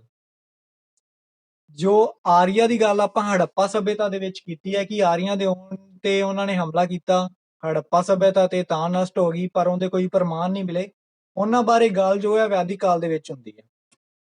ਆਰੀਆ ਕੌਣ ਸੀ? ਵੈਦਿਕ ਸਭਿਅਤਾ ਦੇ ਲੋਕ ਸੀ। ਇਹ ਲੋਕ ਪੰਜਾਬ ਵਿੱਚ ਜਮਨਾ ਨਦੀ ਤੋਂ ਲੈ ਕੇ ਅਫਗਾਨਿਸਤਾਨ ਦੀ ਸੀਮਾ ਤੱਕ ਰਹਿੰਦੇ ਸੀ। ਮਤਲਬ ਉਹੀ ਏਰੀਆ ਲਗਭਗ ਜਿੱਥੇ ਹੜੱਪਾ ਸਭਿਅਤਾ ਦਾ ਵਿਕਾਸ ਹੋਇਆ, ਉੱਥੇ ਹੀ ਇਲਾਕੇ ਦੇ ਵਿੱਚ ਇਹ ਆਰੀਆ ਲੋਕ ਜੋ ਹੈ ਰਹਿੰਦੇ ਸੀ। ਆਰੀਆ ਸ਼ਬਦ ਦਾ ਅਰਥ ਕੀ ਹੈ? ਸਰਵ ਉੱਤਮ, ਸਿੱਖਿਅਤ ਅਤੇ ਸਭਿਅਤ। ਭਾਵ ਉਹਨਾਂ ਦੀ ਸਭਿਅਤਾ ਜੋ ਸੀ ਇੱਕ ਉੱਚ ਕੋਟੀ ਦੀ ਸੀ ਤੇ ਸਿੱਖਿਅਤ ਸਭਿਅਤਾ ਸੀ। ਸਿੱਖਿਅਤ ਇਸ ਲਈ ਕਹਿ ਦਿੱਤਾ ਜਾਂਦਾ ਹੈ ਕਿਉਂਕਿ ਇੱਕ ਤਾਂ ਆਪਾਂ ਉਹਨੂੰ ਪੜ੍ਹ ਲਿਆ ਵੈਦਿਕ ਜੋ ਗ੍ਰੰਥ ਲਿਖੇ ਗਏ ਆ। ਹੜੱਪਾ ਸਭਿਅਤਾ ਪੜ੍ਹੀ ਨਹੀਂ ਗਈ ਹੈ ਉਹਨਾਂ ਦੀ ਲਿਪੀ ਅਜੇ, ਸੋ ਉਹਦੇ ਬਾਰੇ ਬਾਅਦ ਚ ਚਰਚਾ, ਇਹ ਤਾਂ ਵਿਸ਼ਾ ਹੈ ਚਰਚਾ ਦਾ ਵਿਸ਼ਾ। ਆਰੀਆਂ ਦੇ ਨਿਵਾਸ ਸਥਾਨ ਬਾਰੇ ਵੀ ਕਾਫੀ ਮਤਭੇਦ ਨੇ। ਕੁਝ ਲੋਕ ਕਹਿੰਦੇ ਆ ਕਿ ਇਹ ਮੱਧ ਏਸ਼ੀਆ ਤੋਂ ਪੰਜਾਬ ਆਏ, ਕੁਝ ਲੋਕ ਕਹਿੰਦੇ ਆ ਕਿ ਇਹ ਪੰਜਾਬ ਦੇ ਹੀ ਜਨਮੇ ਪਲੇ ਸੀ, ਭਾਰਤੀ ਇਹਨਾਂ ਦਾ ਮੂਲ ਸਥਾਨ ਸੀ। ਸਭ ਤੋਂ ਵੱਡਾ ਜੋ ਵਿਚਾਰ ਹੈ ਉਹ ਮੈਕਸ ਮੂਲਰ ਨੇ ਦਿੱਤਾ ਹੈ। ਉਹ ਕੀ ਕਹਿੰਦਾ ਹੈ ਕਿ ਭਾਰਤ, ਰੋਮ, ਯੂਨਾਨੀਆਂ ਅਤੇ ਜਰਮਨ ਲੋਕਾਂ ਦੇ ਵੱਡੇ ਵਡੇਰੇ ਜੋ ਸੀ ਉਹ ਇੱਕ ਥਾਂ ਤੇ ਹੀ ਰਹਿੰਦੇ ਸੀ। ਭਾਵ ਉਹਨੇ ਵੀ ਮੱਧ ਏਸ਼ੀਆ ਦੇ ਬਾਰੇ ਹੀ ਕਿਹਾ। ਰਿਗਵੇਦ ਦੇ ਬਾਰੇ ਹੁਣ ਗੱਲ ਕਰ ਲੈਂਦੇ ਆ। ਉਹ ਰਿਗਵੇਦ ਦੇ ਵਿੱਚ ਕੀ ਹੈ? ਸਿੰਧੂ ਜੈਲਮ ਨੂੰ ਕੀ ਕਿਹਾ ਗਿਆ? ਵਿਤਸਤਾ। ਇਹ ਨਾਮ ਤੁਸੀਂ ਯਾਦ ਰੱਖਣੇ ਆ। ਜੈਲਮ ਦਾ ਪੁਰਾਤਨ ਨਾਮ ਕੀ ਸੀ? ਚਿਨਾਬ ਨੂੰ ਸਕਿਨੀ ਕਿਹਾ ਗਿਆ, ਰਾਵੀ ਨੂੰ ਪਰੂਸ਼ਨੀ ਕਿਹਾ ਗਿਆ, ਔਰ ਬਿਆਸ ਨੂੰ ਕੀ ਕਿਹਾ ਗਿਆ? ਵਿਪਾਸ। ਸਤਲੁਜ ਨੂੰ ਸ਼ਤਰੁਦੀ, ਸਰਸਵਤੀ, ਜਮੁਨਾ ਅਤੇ ਗੰਗਾ ਨਦੀਆਂ ਦਾ ਜੋ ਹੈ ਵਰਣਨ ਮਿਲਦਾ ਹੈ। ਰਿਗਵੇਦ ਦੇ ਵਿੱਚ ਮੇਨਲੀ ਉਹਨਾਂ ਨਦੀਆਂ ਦਾ ਵਰਣਨ ਮਿਲਦਾ ਹੈ ਜੋ ਸਿੰਧੂ ਨਦੀ ਦੀਆਂ ਸਹਾਇਕ ਨਦੀਆਂ ਸੀ। ਗੰਗਾ ਯਮੁਨਾ ਦਾ ਉਲੇਖ ਬਹੁਤ ਘੱਟ ਆਇਆ। ਸਰਸਵਤੀ ਨਦੀ ਨੂੰ ਸਭ ਤੋਂ ਪਵਿੱਤਰ ਮੰਨਿਆ ਗਿਆ। ਸੋ ਇਹ ਕੁਐਸਚਨ ਕਾਫੀ ਵਾਰੀ ਪੁੱਛਿਆ ਗਿਆ ਕਿ ਕਿਹੜੀ ਨਦੀ ਨੂੰ ਪਵਿੱਤਰ ਮੰਨਿਆ ਗਿਆ? ਉਹ ਸਰਸਵਤੀ ਨਦੀ ਹੈ। ਰਾਜਨੀਤਿਕ ਜੀਵਨ ਦੀ ਗੱਲ ਕਰੀਏ ਵੈਦਿਕ ਲੋਕਾਂ ਦਾ ਤਾਂ ਉਹ ਕਿਵੇਂ ਦਾ ਸੀ? ਇੱਥੇ ਆਰੰਭਿਕ ਵੈਦਿਕ ਦੀ ਗੱਲ ਕਰ ਰਹੇ ਹਾਂ, ਉੱਤਰ ਵੈਦਿਕ ਦੀ ਗੱਲ ਨਹੀਂ ਕਰ ਰਹੇ। ਲੋਕ ਕੀ ਸੀ? ਛੋਟੇ ਛੋਟੇ ਕਬੀਲਿਆਂ ਦੇ ਵਿੱਚ ਰਹਿੰਦੇ ਸੀ, ਜਿਨ੍ਹਾਂ ਨੂੰ ਆਪਾਂ ਯਦੂਜਨ, ਅਨੂ, ਪਰੂਜਨ, ਭਰਤ ਆਦਿ ਬਾਰੇ ਜੋ ਜਾਣਕਾਰੀ ਮਿਲਦੀ ਹੈ। ਠੀਕ ਹੈ, ਰਾਜਾ ਜੋ ਸੀ ਉਹ ਇੱਕ ਰਾਜ ਦਾ ਮੁਖੀ ਸੀ, ਉਹਨੂੰ ਰਾਜਨ ਵੀ ਕਹਿ ਦਿੱਤਾ ਜਾਂਦਾ ਸੀ। ਰਾਜੇ ਦੀ ਚੋਣ ਸੰਬੰਧੀ ਜੋ ਹੈ ਕੁਝ ਉਦਾਹਰਨ ਮਿਲੇ, ਪਰ ਬਾਅਦ ਦੀ ਜੋ ਰਾਜਤੰਤਰੀ ਪ੍ਰਣਾਲੀ ਸੀ ਉਹ ਲਾਗੂ ਹੋ ਗਈ। ਮਤਲਬ ਪਹਿਲਾਂ ਜੋ ਰਾਜੇ ਦੀ ਚੋਣ ਹੁੰਦੀ ਸੀ ਉਹ ਲੋਕ ਹੀ ਕਰਦੇ ਸੀ, ਰਾਜਾ ਜੋ ਹੈ ਵੰਸ਼ ਦੇ ਆਧਾਰ ਤੇ ਨਹੀਂ ਚੁਣਿਆ ਜਾਂਦਾ ਸੀ। ਠੀਕ ਹੈ, ਰਾਜੇ ਦੀ ਮਦਦ ਲਈ ਦੋ ਮਹੱਤਵਪੂਰਨ ਸੰਸਥਾਵਾਂ ਸੀ, ਪਹਿਲੀ ਸਭਾ, ਦੂਜੀ ਸਮਿਤੀ। ਇਹ ਵੀ ਯਾਦ ਰੱਖ ਲਿਓ ਕਿ ਰਾਜੇ ਦੀ ਮਦਦ ਲਈ ਕੌਣ ਜੋ ਮਹੱਤਵਪੂਰਨ ਸੰਸਥਾਵਾਂ ਸੀ ਉਹ ਸਭਾ ਤੇ ਸਮਿਤੀ ਸੀ। ਰਾਜੇ ਦੀ ਮਦਦ ਲਈ ਜਿਹੜੇ ਅਧਿਕਾਰੀ ਸੀ, ਪਹਿਲਾ ਪ੍ਰੋਹਿਤ। ਪ੍ਰੋਹਿਤ ਦਾ ਕੰਮ ਕੀ ਸੀ? ਧਰਮ ਦੇ ਮਾਮਲੇ ਦੇ ਵਿੱਚ ਸਲਾਹ ਦੇਣਾ, ਤੇ ਨਾਲ ਉਹਦਾ ਮੁੱਖ ਸਲਾਹਕਾਰ ਹੁੰਦਾ ਸੀ। ਦੂਸਰਾ ਸੈਨਾਨੀ। ਸੈਨਾ ਦਾ ਮੁਖੀਆ ਜੋ ਆਰਮੀ ਦਾ ਚੀਫ ਸੀ ਉਹਨੂੰ ਸੈਨਾਨੀ ਕਹਿ ਦਿੱਤਾ ਜਾਂਦਾ ਹੈ। ਤੀਸਰਾ ਗ੍ਰਾਮਿਨੀ, ਪਿੰਡ ਦਾ ਮੁਖੀਆ ਜੋ ਸੀ। ਸਮਰਾਟ ਦੀ ਗੱਲ ਹੋਈ ਹੈ ਇੱਥੇ। ਸਮਰਾਟ ਜੋ ਹੈ ਸਭ ਤੋਂ ਵਧੇਰੇ ਸ਼ਕਤੀਸ਼ਾਲੀ ਰਾਜਾ, ਜਿਵੇਂ ਆਪਾਂ ਗੱਲ ਕਰਦੇ ਹਾਂ ਰਾਜਸੂਏ ਯੱਗ ਹੁੰਦੇ ਸੀ ਜਾਂ ਹੋਰ ਯੱਗ ਹੁੰਦੇ ਸੀ, ਉਹਦੇ ਵਿੱਚ ਬਹੁਤ ਸਾਰੇ ਰਾਜਾ ਜੋ ਹੈ ਸ਼ਾਮਿਲ ਹੁੰਦੇ ਸੀ। ਇੱਕ ਤੁਸੀਂ ਅਸ਼ਵਮੇਘ ਯੱਗ ਬਾਰੇ ਸੁਣਿਆ ਹੋਏਗਾ। ਅਸ਼ਵਮੇਘ ਯੱਗ ਦੇ ਵਿੱਚ ਕੀ ਹੁੰਦਾ ਸੀ ਕਿ ਘੋੜੇ ਨੂੰ ਛੱਡ ਦਿੱਤਾ ਜਾਂਦਾ ਸੀ ਘੁੰਮਣ ਲਈ। ਉਹ ਜਿਹੜੇ ਰਾਜ ਦੇ ਵਿੱਚ ਜਾਂਦਾ ਸੀ, ਜੇਕਰ ਉੱਥੋਂ ਦਾ ਰਾਜਾ ਉਹਨੂੰ ਘੋੜੇ ਨੂੰ ਰੋਕਦਾ ਸੀ ਤਾਂ ਉਹ ਰਾਜਾ ਉਸ ਰਾਜੇ ਨਾਲ ਯੁੱਧ ਕਰਦਾ ਸੀ ਜਿਹਨੇ ਘੋੜੇ ਨੂੰ ਛੱਡਿਆ ਹੁੰਦਾ ਸੀ। ਜੇ ਉਹ ਜਿੱਤ ਲੈਂਦਾ ਸੀ ਤਾਂ ਮਤਲਬ ਉਹ ਉਹਦੇ ਅਧੀਨ ਹੋ ਜਾਂਦਾ ਸੀ, ਤੇ ਜੋ ਰਾਜਾ ਉਹਨੂੰ ਲੰਘਣ ਦਿੰਦਾ ਸੀ ਮਤਲਬ ਉਹਦੇ ਨਾਲ ਮਿੱਤਰਤਾ ਹੋ ਜਾਂਦੀ ਸੀ, ਜਾਂ ਉਹਦੇ ਨਾਲ ਕੋਈ ਲੈਣ ਦੇਣ, ਇਹੋ ਜਿਹਾ ਕਰ ਸੰਬੰਧੀ ਲੈਣ ਦੇਣ ਜੋ ਹੈ ਉਹ ਨਿਰਧਾਰਿਤ ਹੋ ਜਾਂਦਾ ਸੀ। ਹੁਣ ਗੱਲ ਕਰਦੇ ਹਾਂ ਸਮਾਜਿਕ ਜੀਵਨ ਦੀ। ਸਮਾਜ ਜੋ ਹੈ ਇੱਥੋਂ ਹੀ ਚਾਰ ਵਰਨਾਂ ਵਿੱਚ ਵੰਡਣਾ ਜੋ ਹੈ ਸ਼ੁਰੂ ਹੋ ਗਿਆ। ਪਹਿਲਾਂ ਜੋ ਹੈ ਹੜੱਪਾ ਸਭਿਅਤਾ ਦੇ ਵਿੱਚ ਆਪਾਂ ਨੂੰ ਵਰਨ ਵਿਵਸਥਾ ਜੋ ਹੈ ਵੇਖਣ ਨੂੰ ਨਹੀਂ ਮਿਲਦੀ।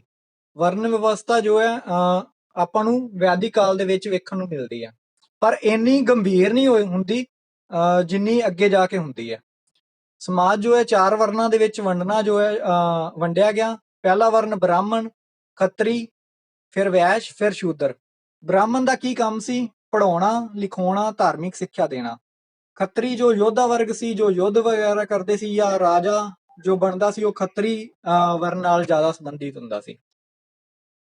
ਵੈਸ਼ ਜਿਨ੍ਹਾਂ ਨੂੰ ਵਪਾਰੀ ਅਤੇ ਕਿਸਾਨ ਕਹਿ ਦਿੱਤਾ ਜਾਂਦਾ ਸੀ, ਇਹ ਮੇਨਲੀ ਕੀ ਕਰਦੇ ਸੀ? ਇਹ ਕਰ ਚੁਕਾਉਂਦੇ ਸੀ। ਠੀਕ ਹੈ। ਸ਼ੂਦਰ ਜੋ ਦਾਸ ਵਰਗ ਨਾਲ ਸੰਬੰਧੀ ਸੀ, ਪਰ ਦਾਸ ਪ੍ਰਥਾ ਜੋ ਸੀ ਇੰਨੀ ਅਜੇ ਗੰਭੀਰ ਨਹੀਂ ਹੋਈ ਸੀ ਜਿੰਨੀ ਅੱਗੇ ਚੱਲ ਕੇ ਹੁੰਦੀ ਹੈ। ਆਮ ਤੌਰ ਤੇ ਲੋਕ ਕੀ ਸੀ? ਪਿੰਡਾਂ ਵਿੱਚ ਰਹਿੰਦੇ ਸੀ। ਪਿੰਡਾਂ ਦੇ ਵਿੱਚ ਇਸ ਲਈ ਰਹਿੰਦੇ ਸੀ ਕਿਉਂਕਿ ਸ਼ਹਿਰੀ ਸਭਿਅਤਾ ਦਾ ਵਿਕਾਸ ਜੋ ਹੈ ਉਹ ਹੜੱਪਾ ਸਭਿਅਤਾ ਦੇ ਵਿੱਚ ਹੀ ਹੋਇਆ। ਠੀਕ ਹੈ।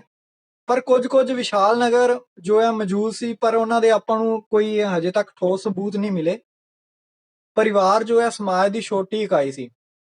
ਇਹ ਵੀ ਕੁਐਸਚਨ ਪੁੱਛਿਆ ਜਾਂਦਾ ਹੈ ਕਿ ਵੈਦਿਕ ਕਾਲ ਦੇ ਵਿੱਚ ਸਮਾਜ ਦੀ ਸਭ ਤੋਂ ਛੋਟੀ ਇਕਾਈ ਕੀ ਸੀ? ਉਹ ਪਰਿਵਾਰ ਸੀ। ਵੈਸੇ ਅੱਗੇ ਵੀ ਆਪਣੇ ਹੁਣ ਦੇ ਸਮਾਜ ਦੇ ਵਿੱਚ ਵੀ ਛੋਟੀ ਇਕਾਈ ਪਰਿਵਾਰ ਹੀ ਹੈ, ਸੋ ਇਹਨੂੰ ਯਾਦ ਰੱਖਣਾ ਥੋੜਾ ਜਿਹਾ ਸੌਖਾ ਹੈ। ਸੋ ਅੱਜ ਦੇ ਸਮੇਂ ਵਿੱਚ ਵੀ ਪਿਤਰਾਤਮਕ ਸੱਤਾ ਹੈ ਕਿ ਪਰਿਵਾਰ ਦਾ ਜੋ ਮੁਖੀਆ ਉਹ ਘਰ ਦਾ ਵੱਡਾ ਬਜ਼ੁਰਗ ਪੁਰਸ਼ ਮੈਂਬਰ ਹੋਏਗਾ, ਉਵੇਂ ਹੀ ਉਸ ਸਮੇਂ ਸੀ। ਔਰਤਾਂ ਨੂੰ ਸਮਾਜ 'ਚ ਬਹੁਤ ਸਤਿਕਾਰ ਤੇ ਆਜ਼ਾਦੀ ਪ੍ਰਾਪਤ ਸੀ, ਤੇ ਕੁਝ ਜੋ ਹੈ ਪੜ੍ਹੀਆਂ ਲਿਖੀਆਂ ਸੀ ਤੇ ਆਪਣੀ ਇੱਛਾ ਅਨੁਸਾਰ ਜੋ ਹੈ ਕਿਸੇ ਨਾਲ ਵੀ ਵਿਵਾਹ ਕਰ ਸਕਦੀਆਂ ਸੀ। ਜਿਵੇਂ ਆਪਾਂ ਸਵੰਬਰ ਪ੍ਰਥਾ ਦੇਖਦੇ ਹਾਂ ਰਮਾਇਣ ਮਹਾਭਾਰਤ ਵਿੱਚ ਤੁਸੀਂ ਦੇਖਿਆ ਹੋਏਗਾ। ਉਹਦੇ ਵਿੱਚ ਕੀ ਹੈ? ਔਰਤਾਂ ਨੂੰ ਇੱਛਾ ਅਨੁਸਾਰ ਆਪਣਾ ਪਤੀ ਚੁਣਨ ਦਾ ਮੌਕਾ ਮਿਲਦਾ ਸੀ, ਪਰ ਇਹ ਉੱਚ ਕੁਲ ਵਿੱਚ ਜ਼ਿਆਦਾਤਰ ਦੇਖਣ ਨੂੰ ਮਿਲਦਾ ਸੀ ਰਾਜੇ ਮਹਾਰਾਜਿਆਂ ਦੇ ਘਰਾਂ ਵਿੱਚ ਹੁੰਦਾ ਸੀ। ਹੇਠਲੀਆਂ ਜਾਤੀਆਂ ਵਿੱਚ ਹੁੰਦਾ ਸੀ ਜਾਂ ਨਹੀਂ, ਇਹ ਆਪਾਂ ਨੂੰ ਹਜੇ ਇਹਦੇ ਕੋਈ ਸਬੂਤ ਨਹੀਂ ਮਿਲੇ, ਨਾ ਹੀ ਆਪਣੇ ਲਈ ਇਹ ਜਾਣਨਾ ਇੰਨਾ ਜ਼ਰੂਰੀ ਹੈ।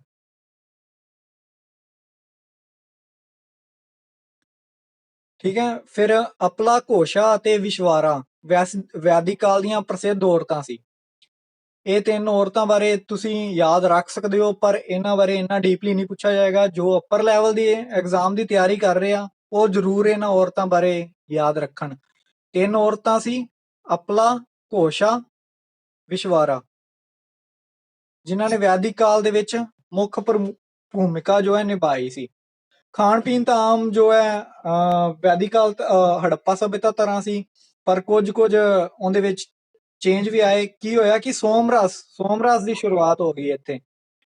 ਕੁਝ ਸ਼ਰਾਬ ਪੀਂਦੇ ਸੀ, ਸ਼ਰਾਬ ਨੂੰ ਸੁਰਾ ਕਿਹਾ ਜਾਂਦਾ ਸੀ, ਜੋ ਸਮਾਜ ਲਈ ਬੁਰੀ ਸਮਝੀ ਜਾਂਦੀ ਸੀ। ਲੋਕਾਂ ਦੇ ਮਨੋਰੰਜਨ ਦੇ ਸਾਧਨ ਕੀ ਸੀ? ਰੱਥ ਦੌੜ ਕਰਾਉਣਾ, ਘੋੜਸਵਾਰੀ, ਸ਼ਿਕਾਰ ਆਦਿ ਕਰਦੇ ਸੀ। ਜੇ ਆਰਥਿਕ ਜੀਵਨ ਦੀ ਗੱਲ ਕਰੀਏ ਤਾਂ ਆਰਥਿਕ ਜੀਵਨ ਦੇ ਵਿੱਚ ਕੀ ਆਉਂਦਾ? ਵੈਦਿਕ ਲੋਕ ਜੋ ਹੈ ਪ੍ਰਸਿੱਧ ਯੋਧੇ ਸੀ, ਕਿਉਂਕਿ ਆਰੀਆ ਲੋਕ ਜੋ ਸੀ ਘੋੜੇ ਤੋਂ ਜਾਣੂ ਸੀ, ਜੋ ਹੜੱਪਾ ਸਭਿਅਤਾ ਸੀ ਉਹ ਘੋੜੇ ਤੋਂ ਜਾਣੂ ਨਹੀਂ ਸੀ। ਇਹ ਅਪਰ ਲੈਵਲ ਦੇ ਐਗਜ਼ਾਮ ਦੇ ਵਿੱਚ ਕਾਫੀ ਕੁਐਸਚਨ ਪੁੱਛਿਆ ਜਾਂਦਾ ਹੈ ਕਿ ਕੀ ਹੜੱਪਾ ਸਭਿਅਤਾ ਘੋੜੇ ਤੋਂ ਜਾਣੂ ਸੀ, ਜਿੰਦਾ ਆਨਸਰ ਹੈ ਨਹੀਂ। ਆਰੀਆ ਲੋਕ ਹੀ ਘੋੜੇ ਤੋਂ ਇੰਨਾ ਜਾਣੂ ਸੀ ਤੇ ਘੋੜੇ ਨੂੰ ਰੱਥਾਂ ਦੇ ਉਪਯੋਗ ਜਾਂ ਯੁੱਧ ਦੇ ਵਿੱਚ ਉਪਯੋਗ ਲਈ ਵਰਤਦੇ ਸੀ। ਲੋਕਾਂ ਦਾ ਮੁੱਖ ਕਿੱਤਾ ਕੀ ਸੀ? ਯੁੱਧ ਦੇ ਵਿੱਚ ਭਾਗ ਲੈਣਾ, ਮਤਲਬ ਯੁੱਧ ਹੀ ਕਰਦੇ ਰਹਿੰਦੇ ਸੀ। ਕਦੇ ਕੌਰਵਾਂ ਪਾਂਡਵਾਂ ਦੀ ਲੜਾਈ ਆਪਾਂ ਵੇਖਣ ਨੂੰ ਮਿਲ ਜਾਂਦੀ ਆ, ਉਸੇ ਤਰ੍ਹਾਂ ਦੇ ਯੁੱਧ ਜੋ ਹੈ ਚੱਲਦੇ ਰਹਿੰਦੇ ਆ। ਮੇਨਲੀ ਜੋ ਯੁੱਧ ਸੀ ਉਹ ਗਾਵਾਂ ਦੇ ਲਈ ਹੁੰਦੇ ਸੀ, ਅਕੋਰਡਿੰਗ ਟੂ ਐਨਸੀਆਰਟੀ। ਇੱਥੇ ਵੀ ਕਿਹਾ ਗਿਆ ਹੈ ਕਿ ਗਾਂ ਜੋ ਹੈ ਸਭ ਤੋਂ ਮਹੱਤਵਪੂਰਨ ਸੀ। ਨਾਲ ਜੋ ਹੈ ਦਾਲਾਂ ਤੇ ਸਬਜ਼ੀਆਂ ਉਗਾਈਆਂ ਜਾਂਦੀਆਂ ਸੀ। ਵਸਤਾਂ ਦਾ ਵਪਾਰ ਜੋ ਸੀ ਉਹ ਵਟਾਂਦਰਾ ਪ੍ਰਣਾਲੀ ਨਾਲ ਜੋ ਹੈ ਪ੍ਰਚਲਿਤ ਸੀ। ਹੁਣ ਵਟਾਂਦਰਾ ਪ੍ਰਣਾਲੀ ਜੋ ਹੈ ਉਹ ਕੀ ਹੁੰਦੀ ਹੈ? ਇਹ ਵੈਸੇ ਤਾਂ ਇਕਨੋਮਿਕਸ ਦਾ ਪਾਰਟ ਹੈ, ਕਿਉਂਕਿ ਆਰਥਿਕ ਜੀਵਨ ਬਾਰੇ ਆਪਾਂ ਡਿਸਕਸ ਕਰ ਰਹੇ ਹਾਂ, ਸੋ ਵਟਾਂਦਰਾ ਪ੍ਰਣਾਲੀ ਬਾਰੇ ਵੀ ਡਿਸਕਸ ਕਰਨਾ ਜ਼ਰੂਰੀ ਹੈ, ਜੋ ਆਪਾਂ ਇਕਨੋਮਿਕਸ ਦੇ ਵਿੱਚ ਵੇਖਾਂਗੇ। ਥੋੜਾ ਜਿਹਾ ਬੇਸ ਕਲੀਅਰ ਕਰਦਾ। ਪਲੀਜ਼ ਯਾਰ ਮਿਊਟ ਕਰ ਲੈ, ਮਿਊਟ ਕਰ ਲਓ ਯਾਰ ਮਾਈਕ ਜਿੰਦਾ ਵੀ ਹੈ। ਵਟਾਂਦਰਾ ਪ੍ਰਣਾਲੀ ਦੇ ਵਿੱਚ ਕੀ ਹੁੰਦਾ ਹੈ ਕਿ ਮੁਦਰਾ ਦੇ ਨਾਲ ਲੈਣ ਦੇਣ ਨਹੀਂ ਹੁੰਦਾ। ਜਿਵੇਂ ਤੁਹਾਡੇ ਕੋਲ ਕੋਈ ਚੀਜ਼ ਹੈ, ਤੁਸੀਂ ਉਹਨੂੰ ਵੇਚਣਾ ਚਾਹੁੰਦੇ ਹੋ ਤੇ ਤੁਸੀਂ ਉਸ ਦੇ ਬਦਲੇ ਅੰਨ ਲੈਣਾ ਚਾਹੁੰਦੇ ਹੋ ਜਾਂ ਕਣਕ ਜਾਂ ਚਾਵਲ ਲੈਣਾ ਚਾਹੁੰਦੇ ਹੋ, ਤਾਂ ਤੁਹਾਨੂੰ ਉਹ ਬੰਦਾ ਲੱਭਣਾ ਪੈਣਾ ਹੈ। ਇੱਕ ਮਿੰਟ ਯਾਰ ਮੈਂ ਹੀ ਕਰਦਾ।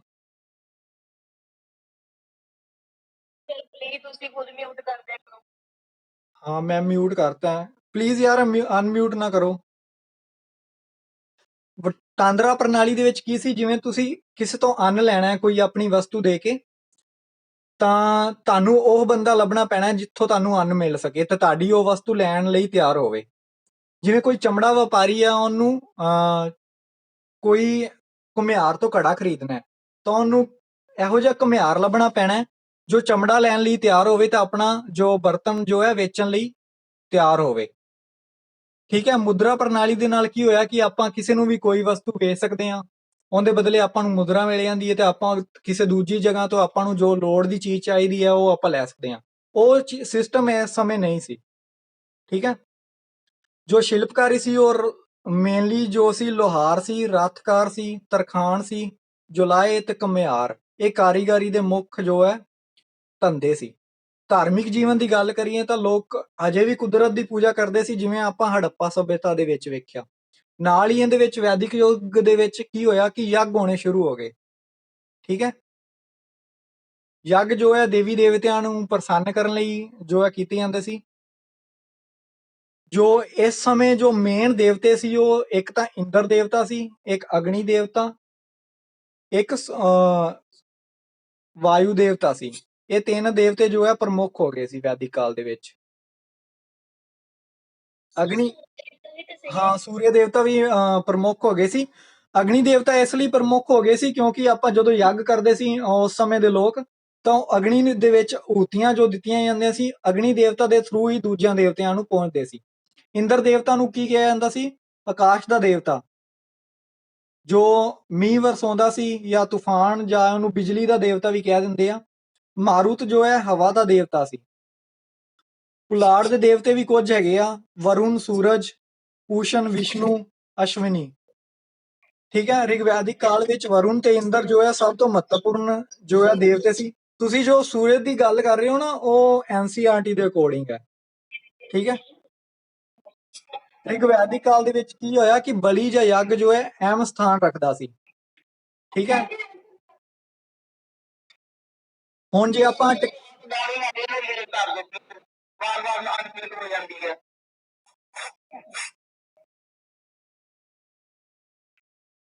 ਹੁਣ ਜੇ ਆਪਾਂ ਹੁਣ ਜੇ ਆਪਾਂ ਟੈਕਨੋਲੋਜੀ ਦੇ ਖੇਤਰ ਦੀ ਗੱਲ ਕਰੀਏ ਤਾਂ ਆਪਾਂ ਦੇਖਦੇ ਹਾਂ ਟੈਕਨੋਲੋਜੀ ਦੇ ਖੇਤਰ ਦੇ ਵਿੱਚ ਗਣਿਤ ਅਤੇ ਇਸ ਦੀਆਂ ਸ਼ਾਖਾਵਾਂ, ਜੋ ਬੀਜ ਗਣਿਤ, ਰੇਖਾ ਗਣਿਤ ਜਿਹਨੂੰ ਜਿਓਮੈਟਰੀ, ਤਿਕੋਣਮਿਤੀ ਜੋ ਟ੍ਰਿਗਨੋਮੈਟਰੀ, ਠੀਕ ਹੈ, ਬੀਜ ਗਣਿਤ ਨੂੰ ਐਲਜੈਬਰਾ ਕਹਿ ਦਿੰਦੇ ਆ, ਇਹਨਾਂ ਦਾ ਜੋ ਹੈ ਉੱਨਤ ਵਿਕਾਸ ਹੋਇਆ।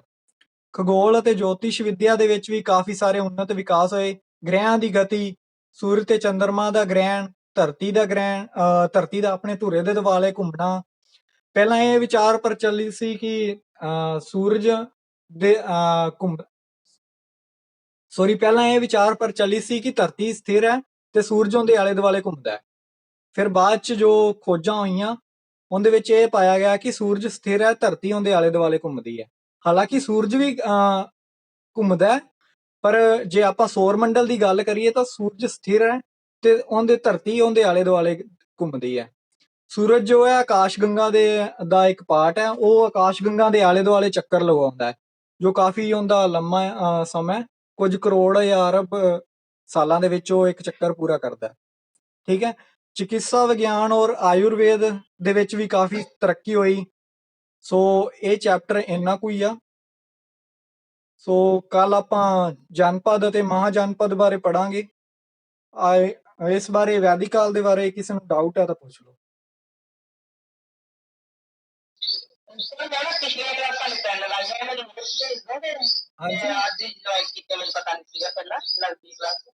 ਕੱਲ ਵਾਲੀ ਤੁਸੀਂ ਜੁਆਇਨ ਨਹੀਂ ਕੀਤੀ?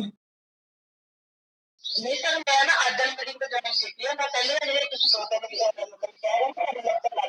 ਨਹੀਂ, ਪਹਿਲਾਂ ਇੱਕ ਹੀ ਮੀਟਿੰਗ ਹੋਈ ਆ, ਉਹ YouTube ਤੇ ਪਾਈ ਹੋਈ ਹੈ। ਵੈਸੇ ਮੈਂ ਟੈਲੀਗ੍ਰਾਮ ਤੇ ਲਿੰਕ ਦਿੱਤਾ ਹੋਇਆ, ਹੁਣ ਫਿਰ ਸੈਂਡ ਕਰ ਦਾਂਗਾ। ਠੀਕ ਹੈ, ਮਾਰੇ ਸੈਂਡ ਕਰ ਦਿਓ। ਓਕੇ। ਹੋਰ ਕਿਸੇ ਦਾ ਕੋਈ ਡਾਊਟ ਵੈਦਿਕ ਕਾਲ ਨੂੰ ਲੈ ਕੇ, ਜਾਂ ਹੋਰ ਕੋਈ ਅੱਜ ਜਿੰਨੀ ਵੀ ਡਿਸਕਸ਼ਨ ਹੋਈ ਆ?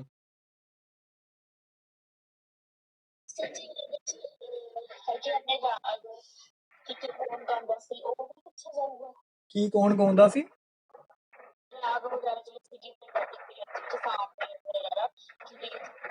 ਨਹੀਂ ਨਹੀਂ, ਰਾਗ ਬਾਰੇ ਨਹੀਂ ਪੁੱਛਿਆ। ਨਹੀਂ,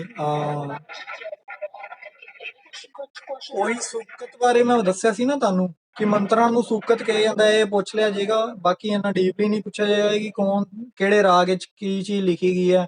ਐ ਤਾਂ ਫਿਰ ਪੁੱਛਣ ਨੂੰ ਫਿਰ ਤੁਹਾਨੂੰ ਆਯੁਰਵੇਦ ਦੇ ਵਿੱਚ ਪੁੱਛ ਲੈਣਗੇ ਕਿ ਕਿਹੜੀ ਦਵਾਈ ਲਈ ਕਿਹੜੀ ਜੜੀ ਬੂਟੀ ਕੰਮ ਕਰਦੀ ਆ, ਫਿਰ ਤੁਸੀਂ ਆਯੁਰਵੇਦ ਪੜ੍ਹਨ ਲੱਗ ਜਾਓਗੇ। ਇੰਨਾ ਡੀਪਲੀ ਨਹੀਂ ਪੁੱਛਦੇ, ਸੋ ਇੰਨੀ ਟੈਨਸ਼ਨ ਨਾ ਲਓ। ਹਾਂਜੀ ਹਾਂਜੀ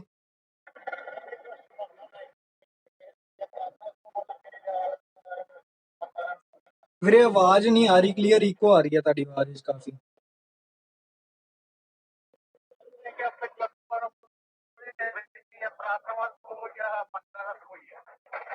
ਮੰਤਰਾਂ ਦਾ ਸਮੂਹ ਕਹਿ ਸਕਦੇ ਹਾਂ ਰਿਗਵੇਦ। ਵੈਸੇ ਪ੍ਰਾਰਥਨਾਵਾਂ ਉਹਦੇ ਲਈ ਮੰਤਰਾਂ ਦੇ ਵਿੱਚ ਪ੍ਰਾਰਥਨਾਵਾਂ ਹੀ ਸੀ ਦੇਵੀ ਦੇਵਤਿਆਂ ਨੂੰ ਖੁਸ਼ ਕਰਨ ਲਈ। ਤੋ ਮੰਤਰ ਜੋ ਲਿਖੇ ਗਏ ਉਹ ਸੂਕਤ ਹੁੰਦੇ। ਹਾਂਜੀ,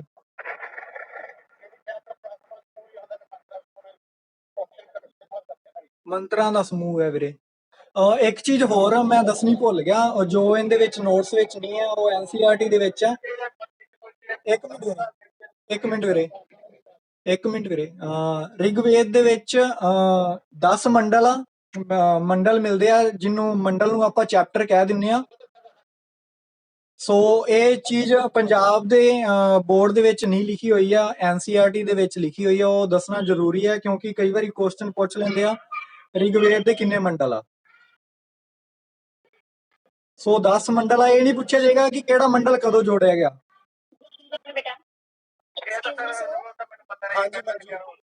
ਮੈਨੂੰ ਇੱਕ ਮਿੰਟ, ਇੱਕ ਬੰਦਾ ਰਿਮੂਵ ਕਰਨਾ, ਮੈਨੂੰ ਵਾਰੀ ਵਾਰੀ ਜੋ ਹੈ ਮਿਊਟ ਕਰ ਅਨਮਿਊਟ ਹੋ ਜਾਂਦੇ ਆ।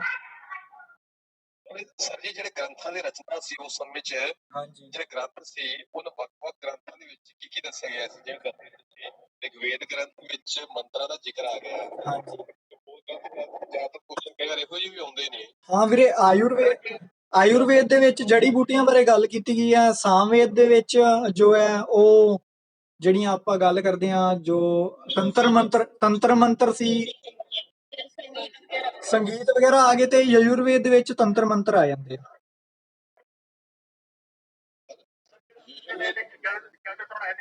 ਹਾਂਜੀ, ਜਿੰਨੇ ਵੀ ਰਾਗ ਵਗੈਰਾ, ਸੰਗੀਤ ਵਗੈਰਾ ਰਿਲੇਟਿਡ ਜੋ ਚੀਜ਼ਾਂ ਉਹ ਆ ਜਾਂਦੀਆਂ। ਅਥਰਵੇਦ ਦੇ ਵਿੱਚ ਦਵਾਈਆਂ ਨਾਲ ਰਿਲੇਟਿਡ, ਚਿਕਿਤਸਾ ਨਾਲ ਰਿਲੇਟਿਡ ਜੜੀ ਬੂਟੀਆਂ ਆ ਜਾਂਦੀਆਂ। ਹਾਂਜੀ,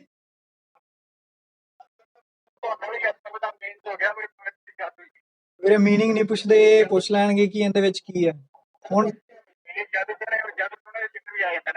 ਹਾਂ ਹਾਂ, ਜਾਦੂ ਟੋਣੇ ਇਹਦੇ ਵਿੱਚ ਹੀ ਆ ਜਾਂਦੇ ਆ ਨਾ। ਯਜੁਰਵੇਦ ਬਾਰੇ ਮੈਨੂੰ ਇੰਨਾ ਧਿਆਨ ਨਹੀਂ, ਬਾਕੀ ਮੈਂ ਦੇਖ ਕੇ ਦੱਸ ਦਾਂਗਾ ਯਜੁਰਵੇਦ ਕੀ ਆ। ਬਾਕੀ ਜਿੰਨੇ ਵੀ ਵੇਦ ਆ ਜਿੰਨੇ ਵੀ ਵੇਦ, ਹਾਂ ਹਾਂ, ਜਿੰਨੇ ਵੀ ਵੇਦ ਆ ਉਹ ਸਾਰੇ ਰਿਗਵੇਦ ਤੋਂ ਹੀ ਲਏ ਗਏ ਆ, ਕੁਝ ਕੁਝ ਚੀਜ਼ਾਂ ਬਾਅਦ ਚ ਐਡ ਹੋਈਆਂ, ਰਿਗਵੇਦ ਨਾਲ ਰਿਲੇਟ ਕਰਦੇ ਆ ਜ਼ਿਆਦਾ।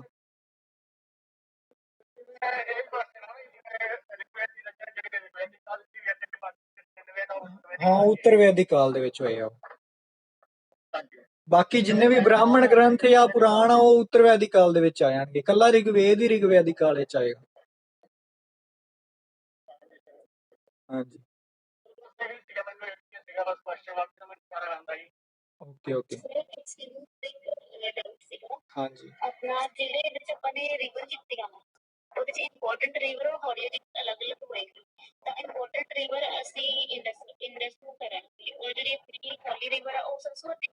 ਓਲੀ ਰਿਵਰ ਇੱਕ ਹੀ ਆ, ਸਰਸਵਤੀ।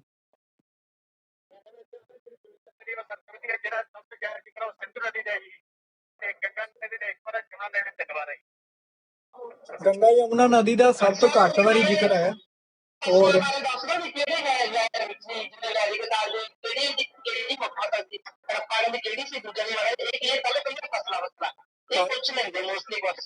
ਤੁਹਾਡੀ ਆਡੀਓ ਨਹੀਂ ਕਲੀਅਰ ਆ ਰਹੀ।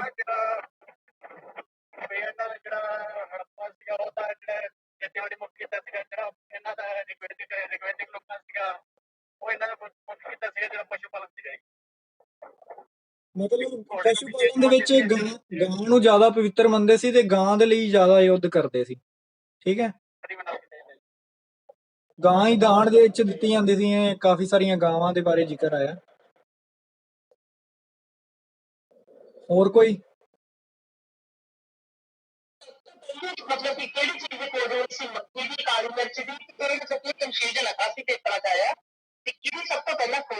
ਕਾਲੀ ਮਿਰਚ ਤਾਂ ਦੱਖਣ ਵਿੱਚ ਉਗਾਈ ਜਾਂਦੀ ਸੀ ਨਾ, ਇਹਦੇ ਪਾਸੇ ਤਾਂ ਆਈ ਨਹੀਂ ਕਾਲੀ ਮਿਰਚ ਅਜੇ, ਕਿਉਂਕਿ ਇਹ ਜੋ ਹੈ ਆਪਸ਼ਨ ਪਾਉਣ ਲਈ ਤਾਂ ਉਲਝਾਉਣ ਲਈ ਤਾਂ ਪਾਉਣੀ ਹੈ ਨਾ ਆਪਸ਼ਨ, ਕਿਉਂਕਿ ਕਾਲੀ ਮਿਰਚ ਜੋ ਹੈ ਦੱਖਣ ਦੇ ਏਰੀਏ 'ਚ ਜ਼ਿਆਦਾ ਉਗਾਈ ਜਾਂਦੀ ਹੈ। ਸੋ ਜੋ ਸਿੰਧੂ ਘਾਟੀ ਸਭਿਅਤਾ ਔਰ ਵੈਦਿਕ ਪੀਰੀਅਡ ਹੈ ਉਹ ਉੱਤਰ ਪੱਛਮ ਏਰੀਏ ਦੇ ਵਿੱਚ ਆਪਣੇ ਭਾਰਤ ਦੇ, ਔਰ ਜਿੱਥੇ ਪਾਕਿਸਤਾਨ ਦਾ ਏਰੀਆ ਜਾਂ ਅਫਗਾਨਿਸਤਾਨ ਹੈ ਉਹਦੇ ਵਿੱਚ ਪੈ ਜਾਂਦਾ ਹੈ। ਸਭ ਤੋਂ ਪਹਿਲਾਂ ਖੇਤੀ ਜੋ ਹੈ ਉਹ ਕਪਾਹ ਦੀ ਆਪਾਂ ਨੂੰ ਮਿਲਦੀ ਹੈ। ਕਪਾਹ ਦੇ ਜੋ ਸਰੋਤ ਆ ਉਹ ਸਭ ਤੋਂ ਪਹਿਲਾਂ ਮੋਹਨਜੋਦੜੋ ਦੇ ਵਿੱਚ ਮਿਲਦੇ ਆ, ਇਹ ਪੁੱਛ ਲਿਆ ਜਾਂਦਾ ਕੁਐਸਚਨ। ਨਹੀਂ, ਸਭ ਤੋਂ ਪਹਿਲੀ ਫਸਲ ਨਹੀਂ, ਫਸਲ ਦੀ ਗੱਲ ਨਹੀਂ ਮੈਂ ਕਰ ਰਿਹਾ, ਕਪਾਹ ਦੇ ਸਰੋਤ ਸਭ ਤੋਂ ਪਹਿਲਾਂ ਹੜੱਪਾ ਸਭਿਅਤਾ ਦੇ ਵਿੱਚ ਮਿਲਦੇ ਆ। ਮੋਹਨਜੋਦੜੋ, ਅਗਰ ਜੇ ਸ਼ਹਿਰ ਪੁੱਛ ਲਿਆ ਜਾਏ ਤਾਂ ਮੋਹਨਜੋਦੜੋ ਦੇ ਵਿੱਚ।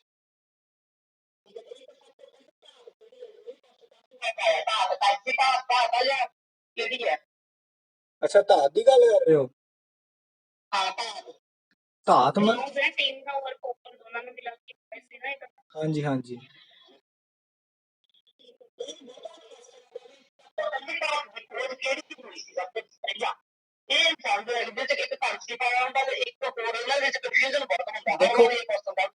ਦੇਖੋ ਹੜੱਪਾ ਸਭਿਅਤਾ ਦੇ ਵਿੱਚ ਸੋਨਾ ਔਰ ਚਾਂਦੀ ਨਹੀਂ ਸੀ, ਠੀਕ ਹੈ, ਲੋਹਾ ਵੀ ਨਹੀਂ ਸੀ, ਇਹ ਸਾਰੇ ਜੋ ਹੈ ਆਯਾਤ ਕੀਤੀ, ਇਹ ਆਯਾਤ ਕੀਤੀਆਂ। ਹਾਂਜੀ, ਹੜੱਪਾ ਸਭਿਅਤਾ ਕਾਂਸਾ ਯੁੱਗ ਸੀ।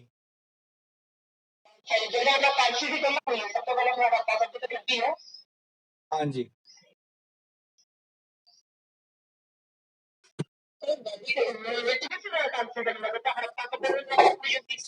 ਇੱਕ ਮਿੰਟ ਮੈਂ ਤੁਹਾਨੂੰ ਨਾ NCERT ਤੋਂ ਸ਼ੋਰ ਹੋ ਕੇ ਦੇਖਦਾ ਕਿ ਸਭ ਤੋਂ ਪਹਿਲਾਂ ਕਿਹੜੀ।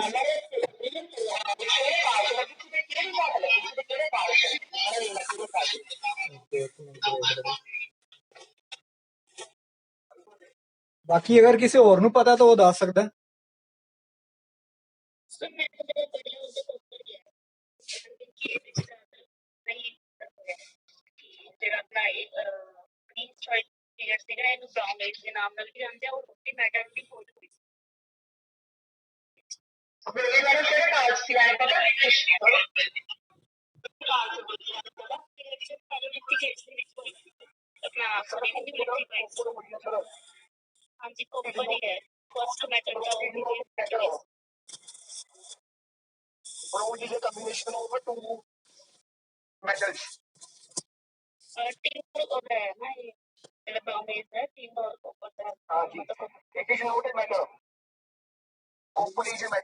ਹਾਂਜੀ, ਸਭ ਤੋਂ ਪਹਿਲਾਂ ਤਾਂਬਾ ਜਿਹਨੂੰ ਕੋਪਰ ਕਹਿ ਦਿੱਤਾ ਜਾਂਦਾ ਉਹਦੀ ਖੋਜ ਹੋਈ ਆ ਐਨਸੀਈਆਰਟੀ ਦੇ ਅਕੋਰਡਿੰਗ।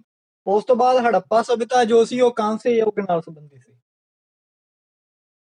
According to ਐਨਸੀਈਆਰਟੀ।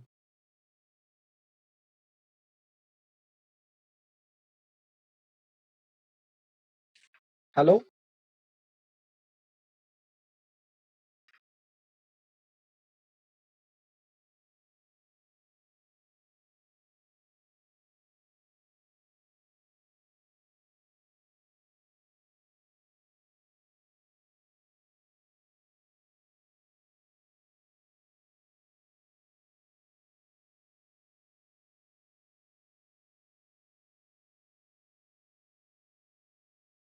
ਹੈਲੋ। ਸਭ ਦੀ ਆਡੀਓ ਬੰਦ ਹੋ ਗਈ ਕਿਉਂਕਿ ਮੈਂ ਦੱਸ ਰਿਹਾ ਸੀ, ਸੋ ਕਿਸੇ ਦਾ ਰਿਪਲਾਈ ਨਹੀਂ ਆਇਆ। ਸਭ ਤੋਂ ਪਹਿਲਾਂ ਤਾਂਬੇ ਦੀ ਖੋਜ ਹੋਈ। ਹੜੱਪਾ ਸਭਿਅਤਾ ਜੋ ਸੀ ਉਹ ਕਾਂਸੇ ਨਾਲ ਸੰਬੰਧਿਤ ਸੀ।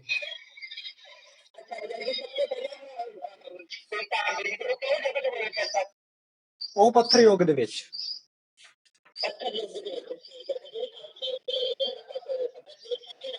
ਹਾਂਜੀ ਹਾਂਜੀ।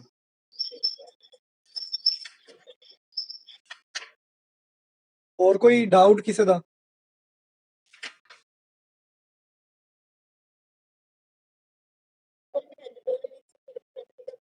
ਕਿਹਦੇ ਵਿੱਚ? ਮੋਹਨਜੋਦੜੋ ਦੇ ਵਿੱਚ ਇਸ਼ਨਾਨ ਘਰ ਮਿਲਿਆ ਔਰ ਨਾਲ ਮਿਲਿਆ ਗੋਦਾਮ ਘਰ।